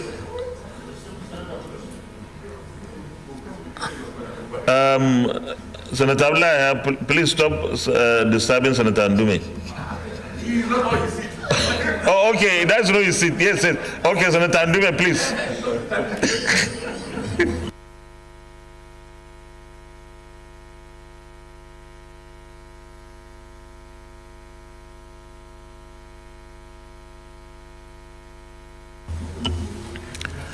The minority, did you second it? Thank you, Mr. President. I second the motion that this bill be read for the third time. I so second. Distinguished colleagues, those in favor of the motion that this bill be now read the third time, say aye. Those against, say nay. The ayes have it. Clerk of the Senate. Mr. President, distinguished senators, a bill for an act to authorize the issue from the Federal Capital Territory Administration Statutory Revenue Fund or the Federal Capital Territory Administration account the total sum of 579,693,907,532 naira only, of which the sum of 78,135,703,531 naira only is for personnel costs, and the sum of 122,513,919,180 naira only is for overhead costs, while the balance of 379,284,822 naira only is for capital projects for the service of the Federal Capital Territory, Abuja, for the financial year commencing from 1st January and ending on 31st December 2023, third reading.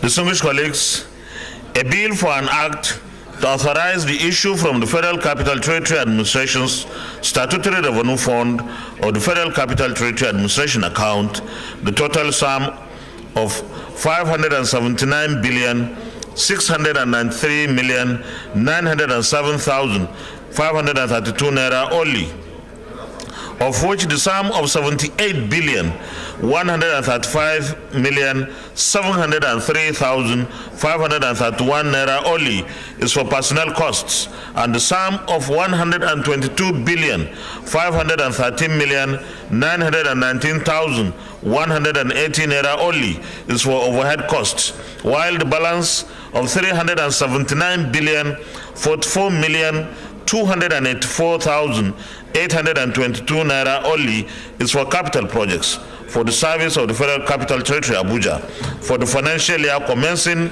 1st January and ending on 31st December 2023. Third reading taken. Well, we hope that the FCT authorities will start the implementation of this budget as soon as the final processes are completed. Thank you very much. Leader of the Senate.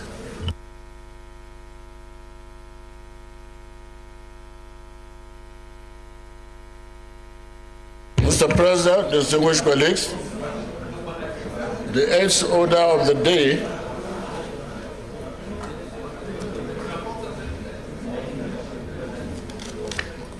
so we have discussed with him now. So what is going to happen is that we are stepping down this one.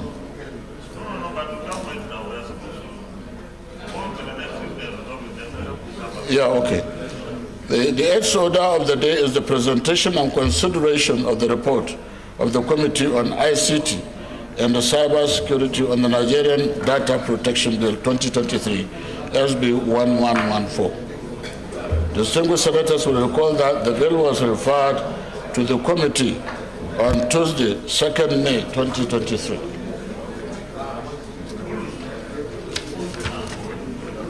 Mr. President, you may wish to invite Senator Yakubu Hussaini, Chairman of the committee, to move the motion for the presentation and consideration of the report. I so move.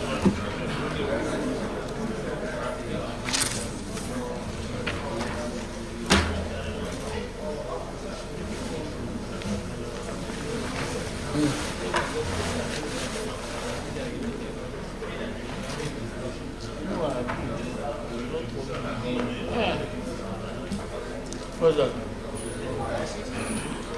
Huh? Yeah.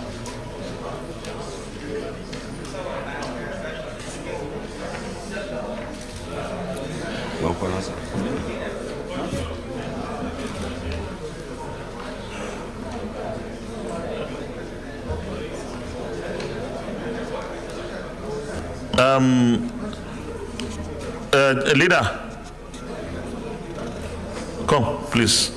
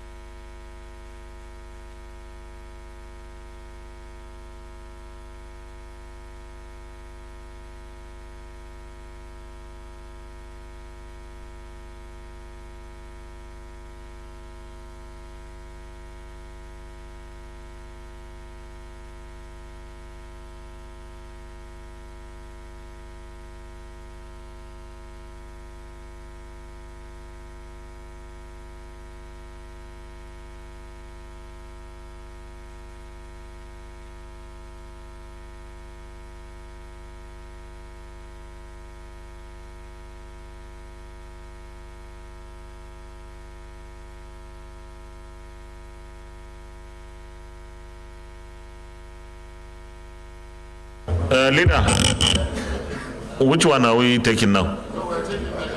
Okay.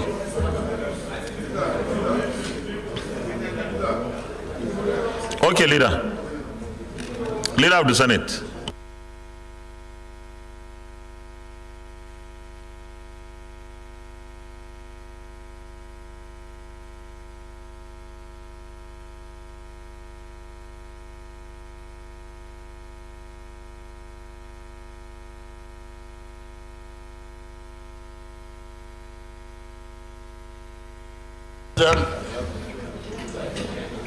Distinguished colleagues, the seventh order of the day is the presentation and consideration of the report of the Committee on Niger Delta on the 2020-2021-2022 Niger Delta Development Commission Appropriation Bill.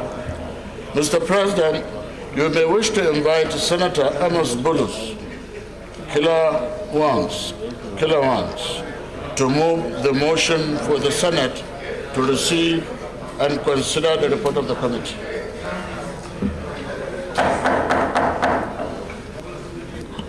Distinguished Senator B.K. Amos, Gombe South. Mr. President, point of order. Point of order, distinguished Senator, that is Raiki Dixon. Thank you very much, Mr. President and my dear colleagues. I'm raising a point of order based on Order 9, privileges, which touches the very core of our duties and responsibilities here in this Senate. And it reads, privileges are rights enjoyed by the Senate collectively and by members of the Senate individually. And Mr. President, the order under consideration is a violation of my privilege as a member of the Senate and also as a member of the Committee on Niger Delta, whose report we're about to consider. And I think that, if you permit me, Mr. President, I am of the view that the budget estimates requires further scrutiny and thorough examination. All of us, Mr. President, led by you, you know the patriotic national positions that you and this Senate under your leadership has had to take to bring some measure of stability and sanity in that institution.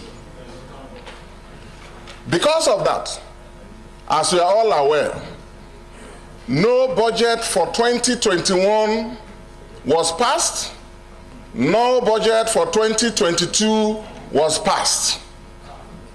And now before us, there is a so-called consolidation budget to consolidate 2021, 2022, and of course this year. And if I may digress a bit, at our committee proceedings, questions were raised, and I raised some of those questions. My colleagues are all here. Look, the Senate did not pass a budget 2021 or for 2022, and yet you guys incurred expenses. Give us the details of the expenses that were incurred in an extra budgetary manner. You awarded capital, you paid salaries, yes, understandable, but give us the details. And we agreed, Mr. President, that a technical committee was going to be set up to look at these very important issues as well as some of the other issues that came up. And I'm sorry to report that committee has not sat, that committee has not done any work. In other words, this estimate that is before you no member of that committee can claim that he or she knows the details of the budgets we are yet to consider. I, from Bayelsa, I don't know anything about the budget that is now before you, thrown at our faces. Yes, I can understand when the Senate is coming to an end. Yes, I support the fact that we should take this expeditiously as much as possible. But I believe that if we step it down for today, there is still time enough for all of that to be done, so that by next week, subject to the convenience of this, we can do justice to it. But for me to sit here... Okay, you can round up, please. And see this budget, this motion being brought, it will be... I will not be true to my conscience and my nation. Okay, thank you very much. So my motion is that it should be stepped down.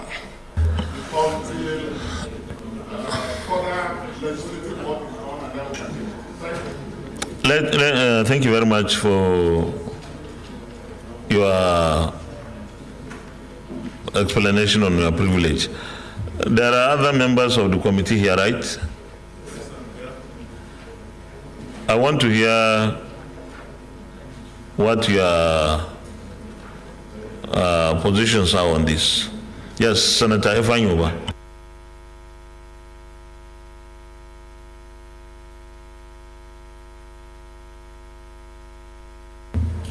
Mr. President, distinguished colleagues, I totally align with what Senator Dixon said. I think we should step it down and then have a review. Thank you, Mr. President. Yeah, Senator.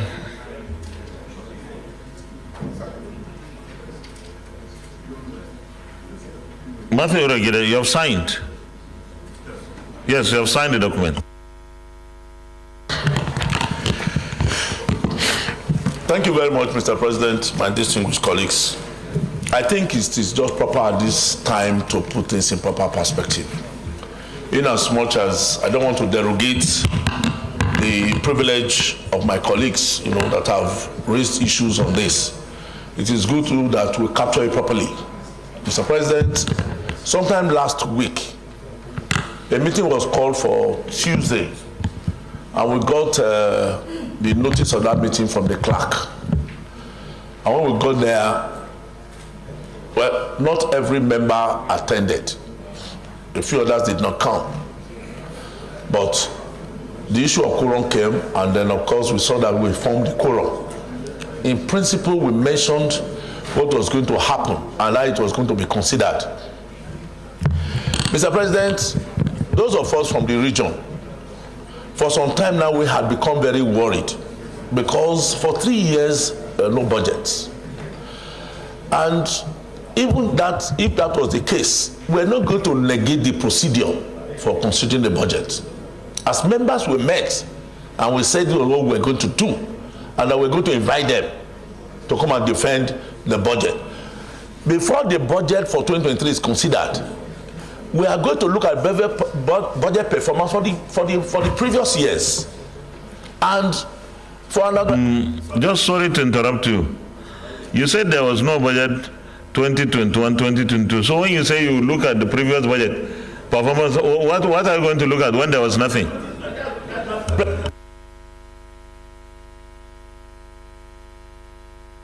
Budget performance, because we didn't have budget for 2021, we have for 2022, and they said they did not even operate. So what do we do? That was the questions, because a lot of our colleagues really, even when that meeting commenced yesterday, they were not there. And when they now started doing their defense and they gave on with the game, the committee agreed that we approve this budget in principle. They have given us all the documents and everything. They gave to us yesterday. And we now agreed that members were going to look at the details of what was submitted to us. Every year when they bring in budget of NDDC, we have to look at what is contained, particularly in our states, and of course the regional projects. So that again, we said, because we don't have the time, we have seen what we have said, We have seen everything. In principle, we pass this budget. But we said we are still going to look into some of these details as it affects our different states. That's what we said. So that committee said they were going to, now I had to explain it again to Senator Boniface, who was there yesterday. And he said, yes, that was what we agreed. And Senator Gaya, who was there yesterday, I had to call his attention again. Yes, that was what we agreed. I had actually mentioned to Senator Dixon here, in as much as I want to know what is in Bayelsa. Senator Degi, from the state, go to look at what is contained in it, the details. But the more we keep this budget, Mr. President, the more we are not going to pass it. We have few time to go. In as much as we want to do a shoddy job, let us even believe on the integrity of our colleagues who are going to look at some of these things. And I think keeping it here, and not doing anything about it, certainly is not going to do our region and our states any good. This is the way I see it. Okay, let me. We are not going to be debating this. I have 17 people here who signed the report, and that is more than the quorum. That's more than the quorum required. And I believe that sometimes we may not be able to attend some of our meetings because we have other calls somewhere else. And when some of our colleagues do something on our behalf, I think we should also respect what they have done. In this light, for the general understanding amongst ourselves, not for the sake of Senator Dixon alone, I would suggest that we stand down. If we are coming back to this Senate tomorrow, because there is likelihood, then we take it. Because time is of essence. The contraptions we had in the NDDC over the years, last 3 years or so, created so much havoc that we couldn't pass. In fact, there was no budget 2021, no budget 2022. And we are now struggling with the backlog. In fact, if we will be thorough with our work, somebody is supposed to be sanctioned. If we didn't pass those budgets, how did they spend the money? Yeah? Yes.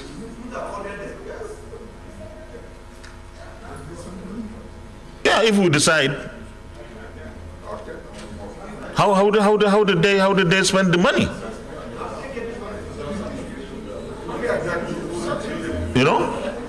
So please, Chairman, we will stand down this report, consult again with our colleagues. But if we are coming tomorrow, because there is a likelihood, if we are coming tomorrow, we are going to take the budget of NDDC. So this afternoon, when we close from plenary, you go through it. I understand the sentiments, but certain damage has been done. And this is an intervention institution. The NDDC, the NEDC in the Northeast, these are organizations, agencies that are supposed to be like medical doctors, because there are issues that are affecting people daily, serious issues of development, life and death, and yet no budget for 2 years. So please, this assembly maybe cannot do anything about it, but the next assembly certainly would like to look at what happened so that it doesn't repeat itself, because you just cannot be spending money without budget. You are able to spend whatever you want to spend. It doesn't happen. So if it is the wish of this Senate, we stand down the consideration to allow our colleagues in the committee look at the issues, and then, is that okay? Okay, thank you very much. So Leader of the Senate, we'll stand it down until another legislative day. Chairman, you call a meeting of your committee. Thank you. Mr. President, distinguished colleagues, I move that we stand down this report to another legislative day. The Minority Leader. Thank you, Mr. President. I second the motion that we should step down the consideration of this report till another legislative day. I so second. Thank you. Distinguished colleagues, those in favor of the motion say aye. Those against say nay. The ayes have it. Leader of the Senate, the next. Mr. President, distinguished colleagues, the eighth order of the day is the presentation and consideration of the report of the Committee on ICT and the Cyber Security on the Nigerian Data Protection Bill 2023, SB 1114. Distinguished senators will recall that the bill was referred to the committee on Tuesday, 2nd May 2023. Mr. President, you may wish to invite Senator Yakubu Hussein, Chairman of the committee, to move the motion for the presentation and consideration of the report. Distinguished Senator Yakubu Hussein, Kogi Central. Thank you, Mr. President. Distinguished colleagues, I'm Senator Yakubu Hussein, representing Kogi Central. I rise to move that the Senate do receive and consider the report of the Committee on ICT and Cybersecurity on the Nigerian Data Protection Bill 2023, SB 1114. I so move. I need a seconder. Distinguished Senator Issa Jibrin. Your Excellency, Mr. President, distinguished colleagues, I rise to second the motion that the Senate do receive and consider the report of the Committee on ICT and Cybersecurity on the Nigeria Data Protection Bill 2023, SB 1114. I so second.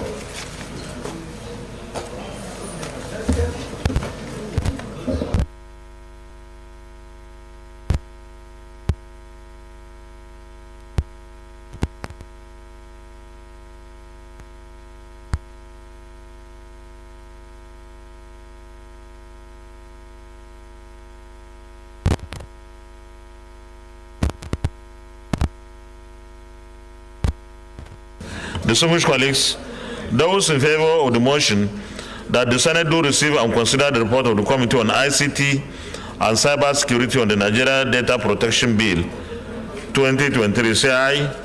Those against say nay. The ayes have it. Chairman, lead the report. You may lead the report, please.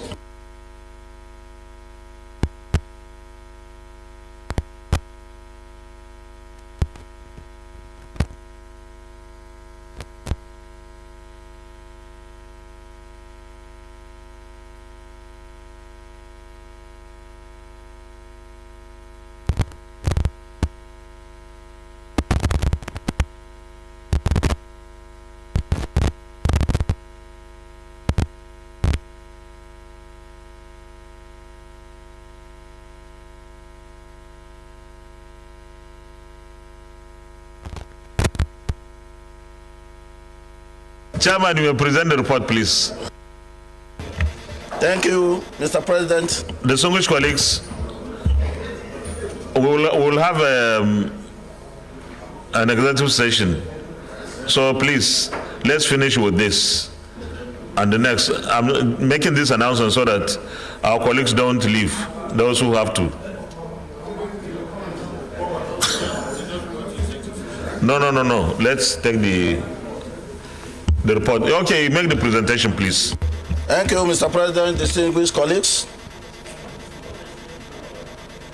The Senate, at its sitting on Tuesday, 2nd April 2023, consider and read for the second time a bill for an act to provide a legal framework for the protection of personal information and establish the Nigerian Data Protection Commission for regulation of the processing of personal information and for related matters 2023, SB 1114, and refers him to the Committee on ICT and Cybersecurity to report.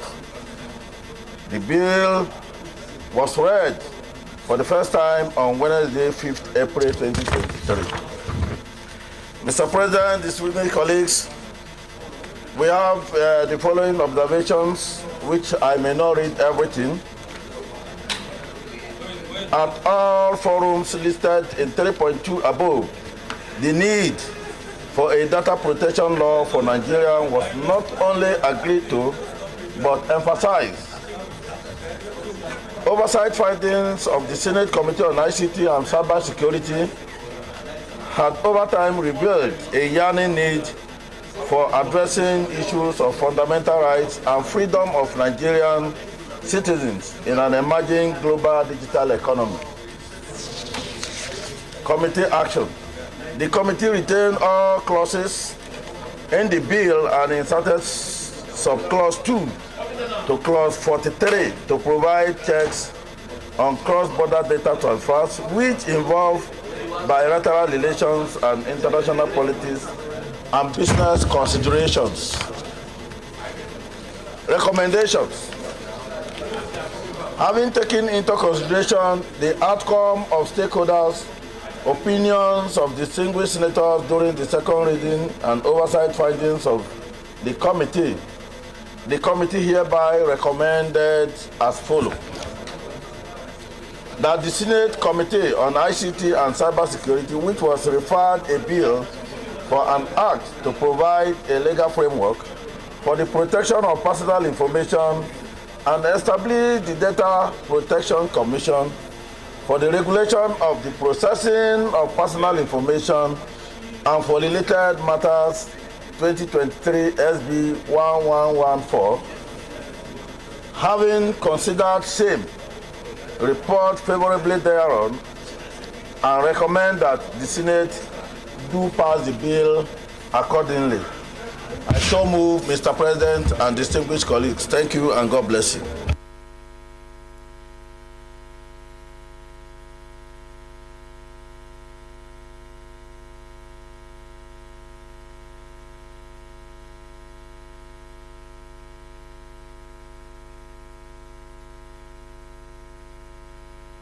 Any contribution?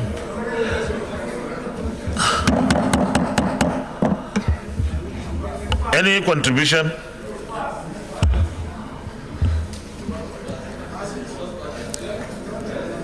Okay, leader, we go to Committee of the Whole.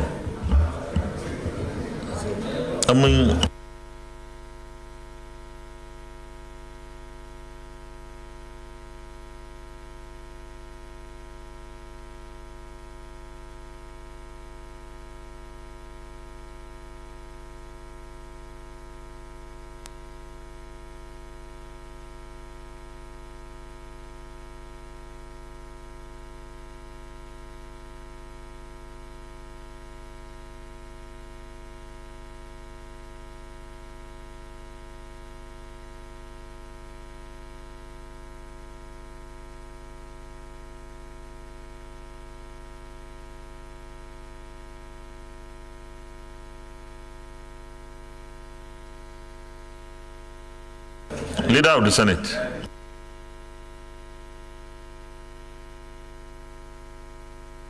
Mr. President, distinguished colleagues, I move that the Senate resolve into Committee of the Whole to consider. The Minority Leader. Thank you, Mr. President. I so second. Distinguished colleagues, those in favor of the motion that the Senate resolves into Committee of the Whole to consider the report, say aye. Those against, say nay. The ayes have it.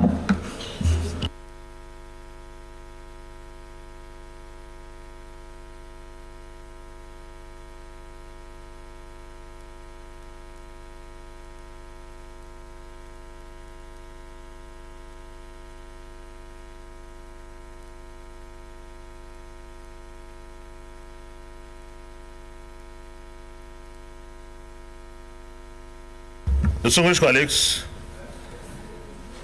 those in favor that clause 1 to 10 stand part of the bill say aye. Those against say nay. The ayes have it.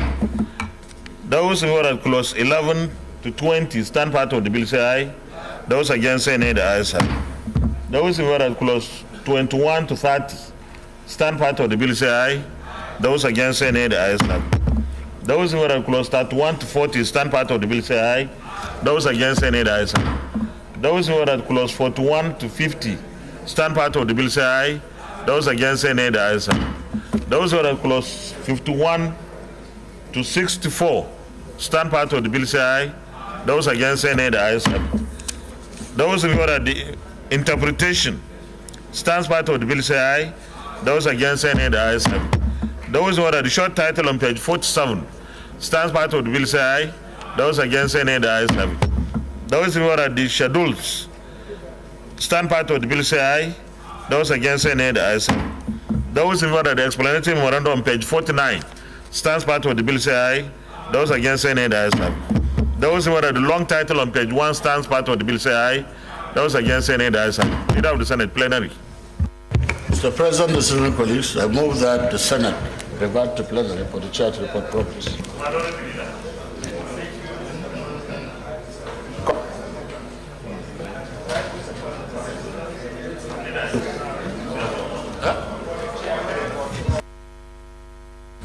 Distinguished colleagues, those in favor of the motion that the Senate reverse to plenary for the chair to report progress, say aye.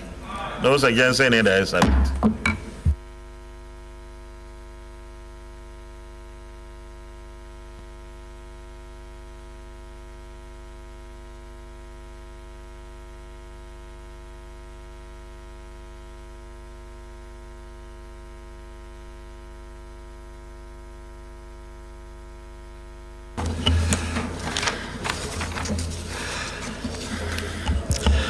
The Senate in the Committee of the Whole considered the report of the Committee on ICT and Cyber Security on the Nigeria Data Protection Bill 2023 and approved as follows. Long title as recommended, clause 1 to 64 as recommended, interpretation as recommended, short title as recommended, schedule as recommended, explanatory memorandum as recommended. Is this a true reflection of what transpired in the Committee of the Whole? Leader of the Senate, third reading. Distinguished colleagues, I move that the bill be now read the third time. The Minority Leader.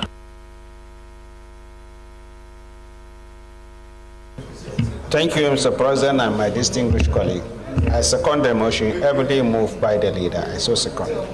Distinguished colleagues, those in favor of the motion that this bill be now read the third time, say aye. Those against, say nay. The ayes have it. Clerk of the Senate. Mr. President, distinguished senators, a bill for an act to provide a legal framework for the protection of personal information and establish the Nigerian Data Protection Commission for the regulation of the processing of personal information and for related matters 2023, third reading. A bill for an act to provide a legal framework for the protection of personal information and establish the Nigerian Data Protection Commission for the regulation of the processing of personal information and for related matters 2023, third reading taken, and the bill is passed. Leader of the Senate. Mr. President, distinguished colleagues, the ninth order of the day is the presentation and consideration of the report of the Committee on Solid Minerals, Mines, Steel Development, and Metallurgy on the Explosives Act, Cap A33, LFN 2004, Repeal and Reenactment Bill 2023, SB 749. Distinguished senators will recall that the bill was referred to the committee on Wednesday, 7th July 2021. Mr. President, you may wish to invite Senator Al-Makura Umaru Tanku, Chairman of the committee, to move the motion for the presentation and consideration of the report. Leader, sir. Who is presenting in place? Okay. Distinguished Senator Oriolo Aderele Adeyemi. No, the reports, they have circulated it. They have not. They are doing that. That's what they're. That's what they're saying. Mr. President, my distinguished colleagues, I stand to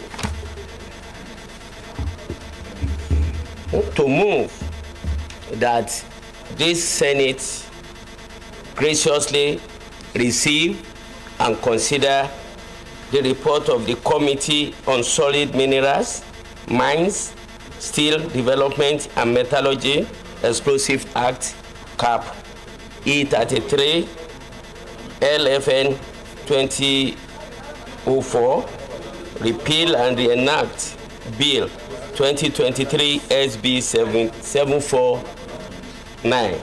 I so moved. Distinguished Senator Yakubu Seni. Thank you, Mr. President. Distinguished colleagues, I still remain Senator Yakubu Seni representing Kogi Central. I rise to second the motion that the Senate do receive and consider the report of the Committee on Solid Minerals, Mines, Steel Development and Metallurgy on the Explosives Act CAP E33 LFN 2004, repeal and reenactment Bill 2023 SB 749. I so second.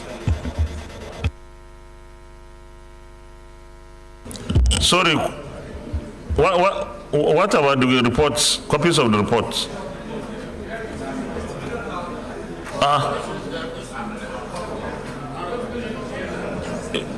They said they shared, only maybe Bella doesn't have. Senator Mandia, give a copy to Senator Mandia. Give a copy to Senator Mandia, please. Are you okay now? All right. So, distinguished colleagues, those in favor of the motion that the Senate do receive and consider the report of the Committee on Solid Minerals, Mines, Steel Development and Metallurgy on the Explosives Act CAP E33 LFN 2004, repeal and reenactment Bill 2023. Say aye. Those against any and the ayes have it. Chairman, you may lay the report, please.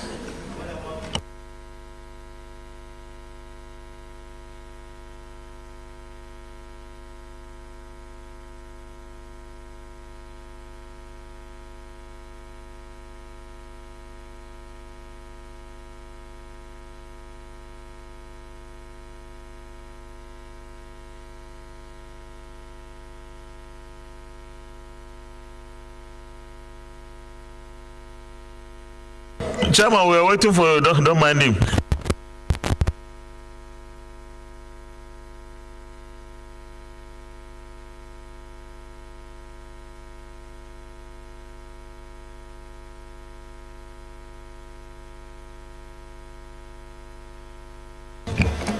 You may present the report now.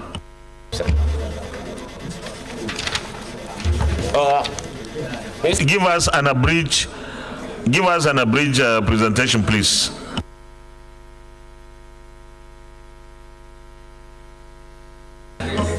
Switch on your mic.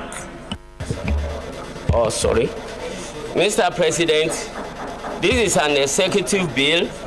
The leader of the Senate presented the second reading on Wednesday, 17th July 2021 of the Explosive Act number 341967 CAP E18 LFN 2001, repeal and reenactment Bill 2021 SB 749. The second time, and the referred same to this committee for further legislative action in a letter dated 13th July 2021. During the debates at the second reading of the bill, distinguished senators observed that explosives used in mining are chemical compounds or mixtures that react at excessive speed. These are detonators, detonating relays, and fuse heads. Explosives are classified into four main groups. High explosive, which consist of TNT, dynamite, gentiles, hybrid charges, emulsions. Low explosive, which consist of gunpowder. Special explosives, ceramic, trimming, permissible, shaped charge, binary, and liquid. Fourth, explosive substitutes, expand agents, mechanical metals, water jet, jet piercing, and compressor air. I move to the recommendation. Findings and recommendation. Findings. The bill should be passed to limit the illegal activities exhibited by offenders, criminals, insurgents, and illegal producers. The Minister of Mines and Steel Development should make regulation authorizing any officer to enter, inspect, and examine any place, aircraft, carriage, or vessel in which explosives are manufactured, stored, used, sold, transported, imported, or exported under license, permit, certificate granted under the bill. 3. Regulations should be made by the minister to ensure the parties under investigations are given fair hearing. This is in line with the provision of Section 36(1) of 1999 Constitution of the Federal Republic of Nigeria as amended. 4. The refusal to grant a license, permit, or certificate should be on substantial ground. Recommendation. In view of the foregoing, the committee to which the bill was referred hereby recommend that this bill, Explosive Act number 341967 Cap E18 LFN 2004, Repeal and Reenactment Bill 2021 SB 749 be read the third time and passed by this Senate. Conclusion. Finally, Mr. President, on behalf of my distinguished colleagues in this committee, we want to thank you and the Senate for the opportunity given to us to serve. Mr. President, my distinguished colleagues, I so moved. Any comments? Leader, Committee of the Whole, please. Distinguished colleagues, I move that the Senate resolve into Committee of the Whole to consider the bill. The Minority Leader.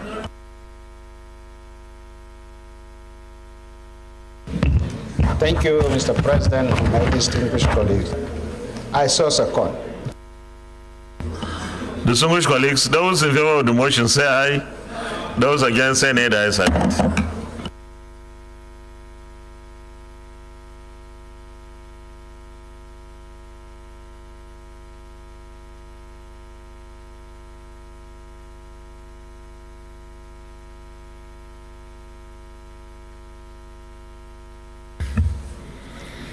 Those in favor of clause 1 to 5 stand part of the bill say aye. Those against say nay. The ayes have it. Clause 6 is on page 5. Those in favor of clause 5 to 10, 6 to 10 stand part of the bill say aye. Those against say nay. The ayes have it. Those in favor of clause 11 to 15 stand part of the bill say aye. Those against say nay. The ayes have it.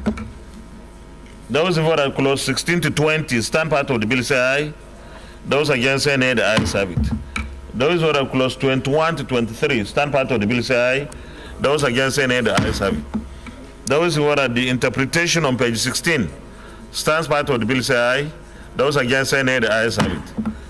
Those who are the short title on page 18 stands part of the bill say aye. Those against say nay. The ayes have it. Those who are the long title on page 1 stands part of the bill say aye. Those against say nay. The ayes have it. Leader of the Senate.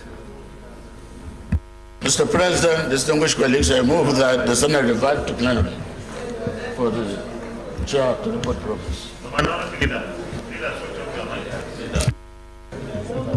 Thank you, Mr. President, and my distinguished colleagues. I second the motion that the Senate do revert to plenary for the chair to report progress. I so second. Distinguished colleagues, those in favor of the motion that the Senate reverts to plenary for the chair to report progress say aye. Those against say nay. The ayes have it.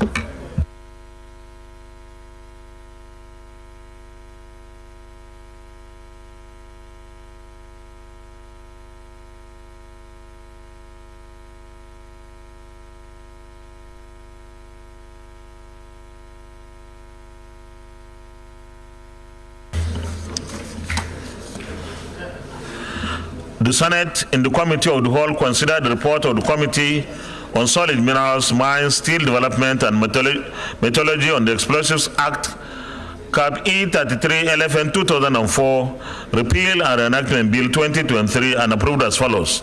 Long title as recommended, clause 1 to 23 as recommended, interpretation as recommended, short title as recommended.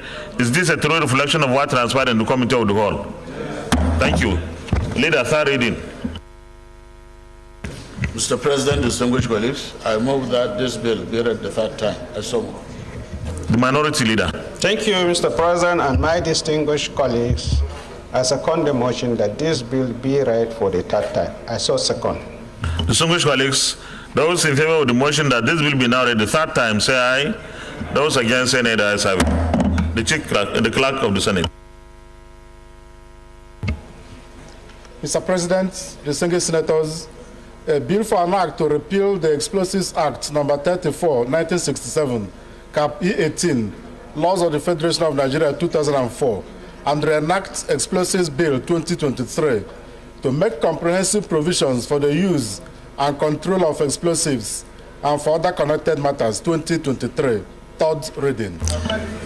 A bill for an act to repeal the Explosive Act number 34, 1967, Cap E18, Laws of the Federation of Nigeria 2004, and reenact Explosive Bill 2023 to make comprehensive provisions for the use and control of explosives and for other connected matters therein, 2023. Third reading taken, and the bill is passed. Leader of the Senate, the other Senator Ifeanyi. Mr. President, distinguished colleagues, the 10th order of the day is the second reading of the National Institute for Security and Strategic Studies, Orumba, Anambra State Establishment Bill 2023 SB 235. Distinguished senators will recall that the bill was read the first time in this chamber on Wednesday, 27th November 2019. Mr. President, you may wish to invite Senator Uba Ifeanyi Patrick to move the motion for the bill to be read a second time. Minorities, please. Distinguished Senator Ifeanyi Uba. Thank you, Mr. President. Distinguished colleagues, a bill for the establishment of the National Institute of Security Studies, Orumba South, Anambra State. Mr. President, distinguished colleagues, it gives me satisfaction and joy to lead the debate on this bill for the establishment of the National Institute of Security Studies, Orumba South, Anambra State.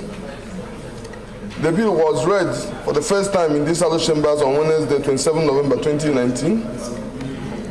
The Institute, when established, will conceptualize, inform, and enhance the debate on human security in Nigeria in order to support policy formulation and decision-making at every level. It will work towards a stable and peaceful Nigeria characterized by sustainable development, human rights, and the rule of law, democracy, and collaborative security. Furthermore, Mr. President, the Institute will aim at fostering such values among its academia, undergraduates, and graduate scholars, and ensuring a place of pride in our teeming youth in the world of learning. Mr. President, distinguished colleagues, this bill further seeks to provide platform for a broader outlook, intellectual depth, and capacity to deal optimally with deep insight into the development and the utilization of available resources towards manning the complex security challenges, particularly in Nigeria. Mr. President and my colleagues, it is in this view of the foregoing that this bill, which seeks for an act to establish an Institute for Security Studies to, among other things, to provide full-time and part-time courses in security studies, intelligence, and other fields of study, leading to award of ordinary diploma program, higher national diploma, and certificates in specialized programs, to provide facility and encourage research in all areas of focus to aid the development of Nigeria in the areas of security, to to arrange conferences, seminars, and study groups relevant to the field of learning, and to perform such functions which is, in the opinion of this institute, may serve to promote its objectives. Mr. President, the security study is a trending best practice in the world over, and an institute specially designated for this purpose should be a welcome development. In line with Order 76.3 of the Senate Standing Order 2022, as amended, a compendium of its financial implication of the establishment of this institute is hereby attached. Mr. President, distinguished senators, I solicit for your support for the second reading of this bill. Thank you. Yes, Senator Uche Lillian Ekunefe Iyom. Thank you, Mr. President. Mr. President, my distinguished colleagues, my name is Senator Uche Lillian Ekunefe Iyom. Mr. President, I represent Anambra Central. I stand to second this bill sponsored by distinguished Senator Ifeanyi Ubah. And I think he's actually the best person in a position to sponsor this bill, based on what happened to him months back, where he lost 4 of his very close aides to armed men on the street. Mr. President, with what we are experiencing in this country across the entire states, has actually given us the reason why this bill must be considered. Mr. President, apart from the conventional security, police, army, air force, and all of that, we don't have an establishment where our local securities can be trained. Security is local all over the world. It is only in this country that we have only one channel of security, that is the police. We don't have local council police. We don't have local government police. We don't actually have state police. Therefore, many people resort to... Leader, extend time. Mr. President, distinguished colleagues, according to our Order 8, subsection 3, I move that we extend our sitting beyond 2 p.m. I so move. The Minority Leader. Mr. President, distinguished colleagues, I rise to second the motion that this Senate do not sit beyond 2 p.m. I so second. Distinguished colleagues, those in favor of the motion that we suspend our Rule 80 to enable us to sit beyond 2 p.m., say aye. Those against, say nay. The ayes have it. Yeah, round up, please. Thank you very much, Mr. President. So we don't have the platform where this local security personnel will be trained.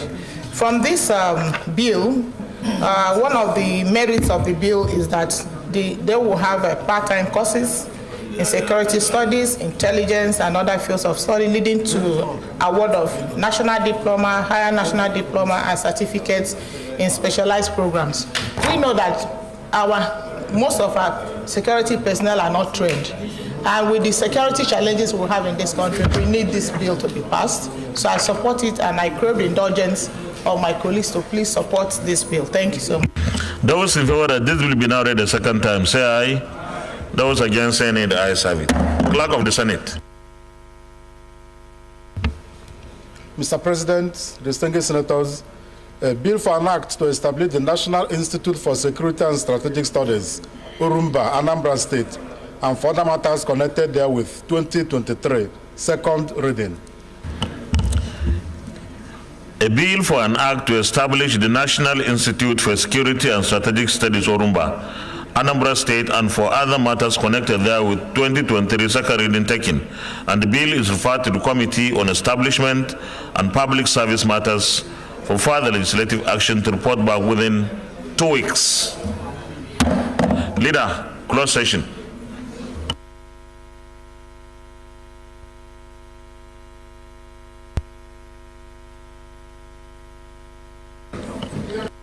Close session.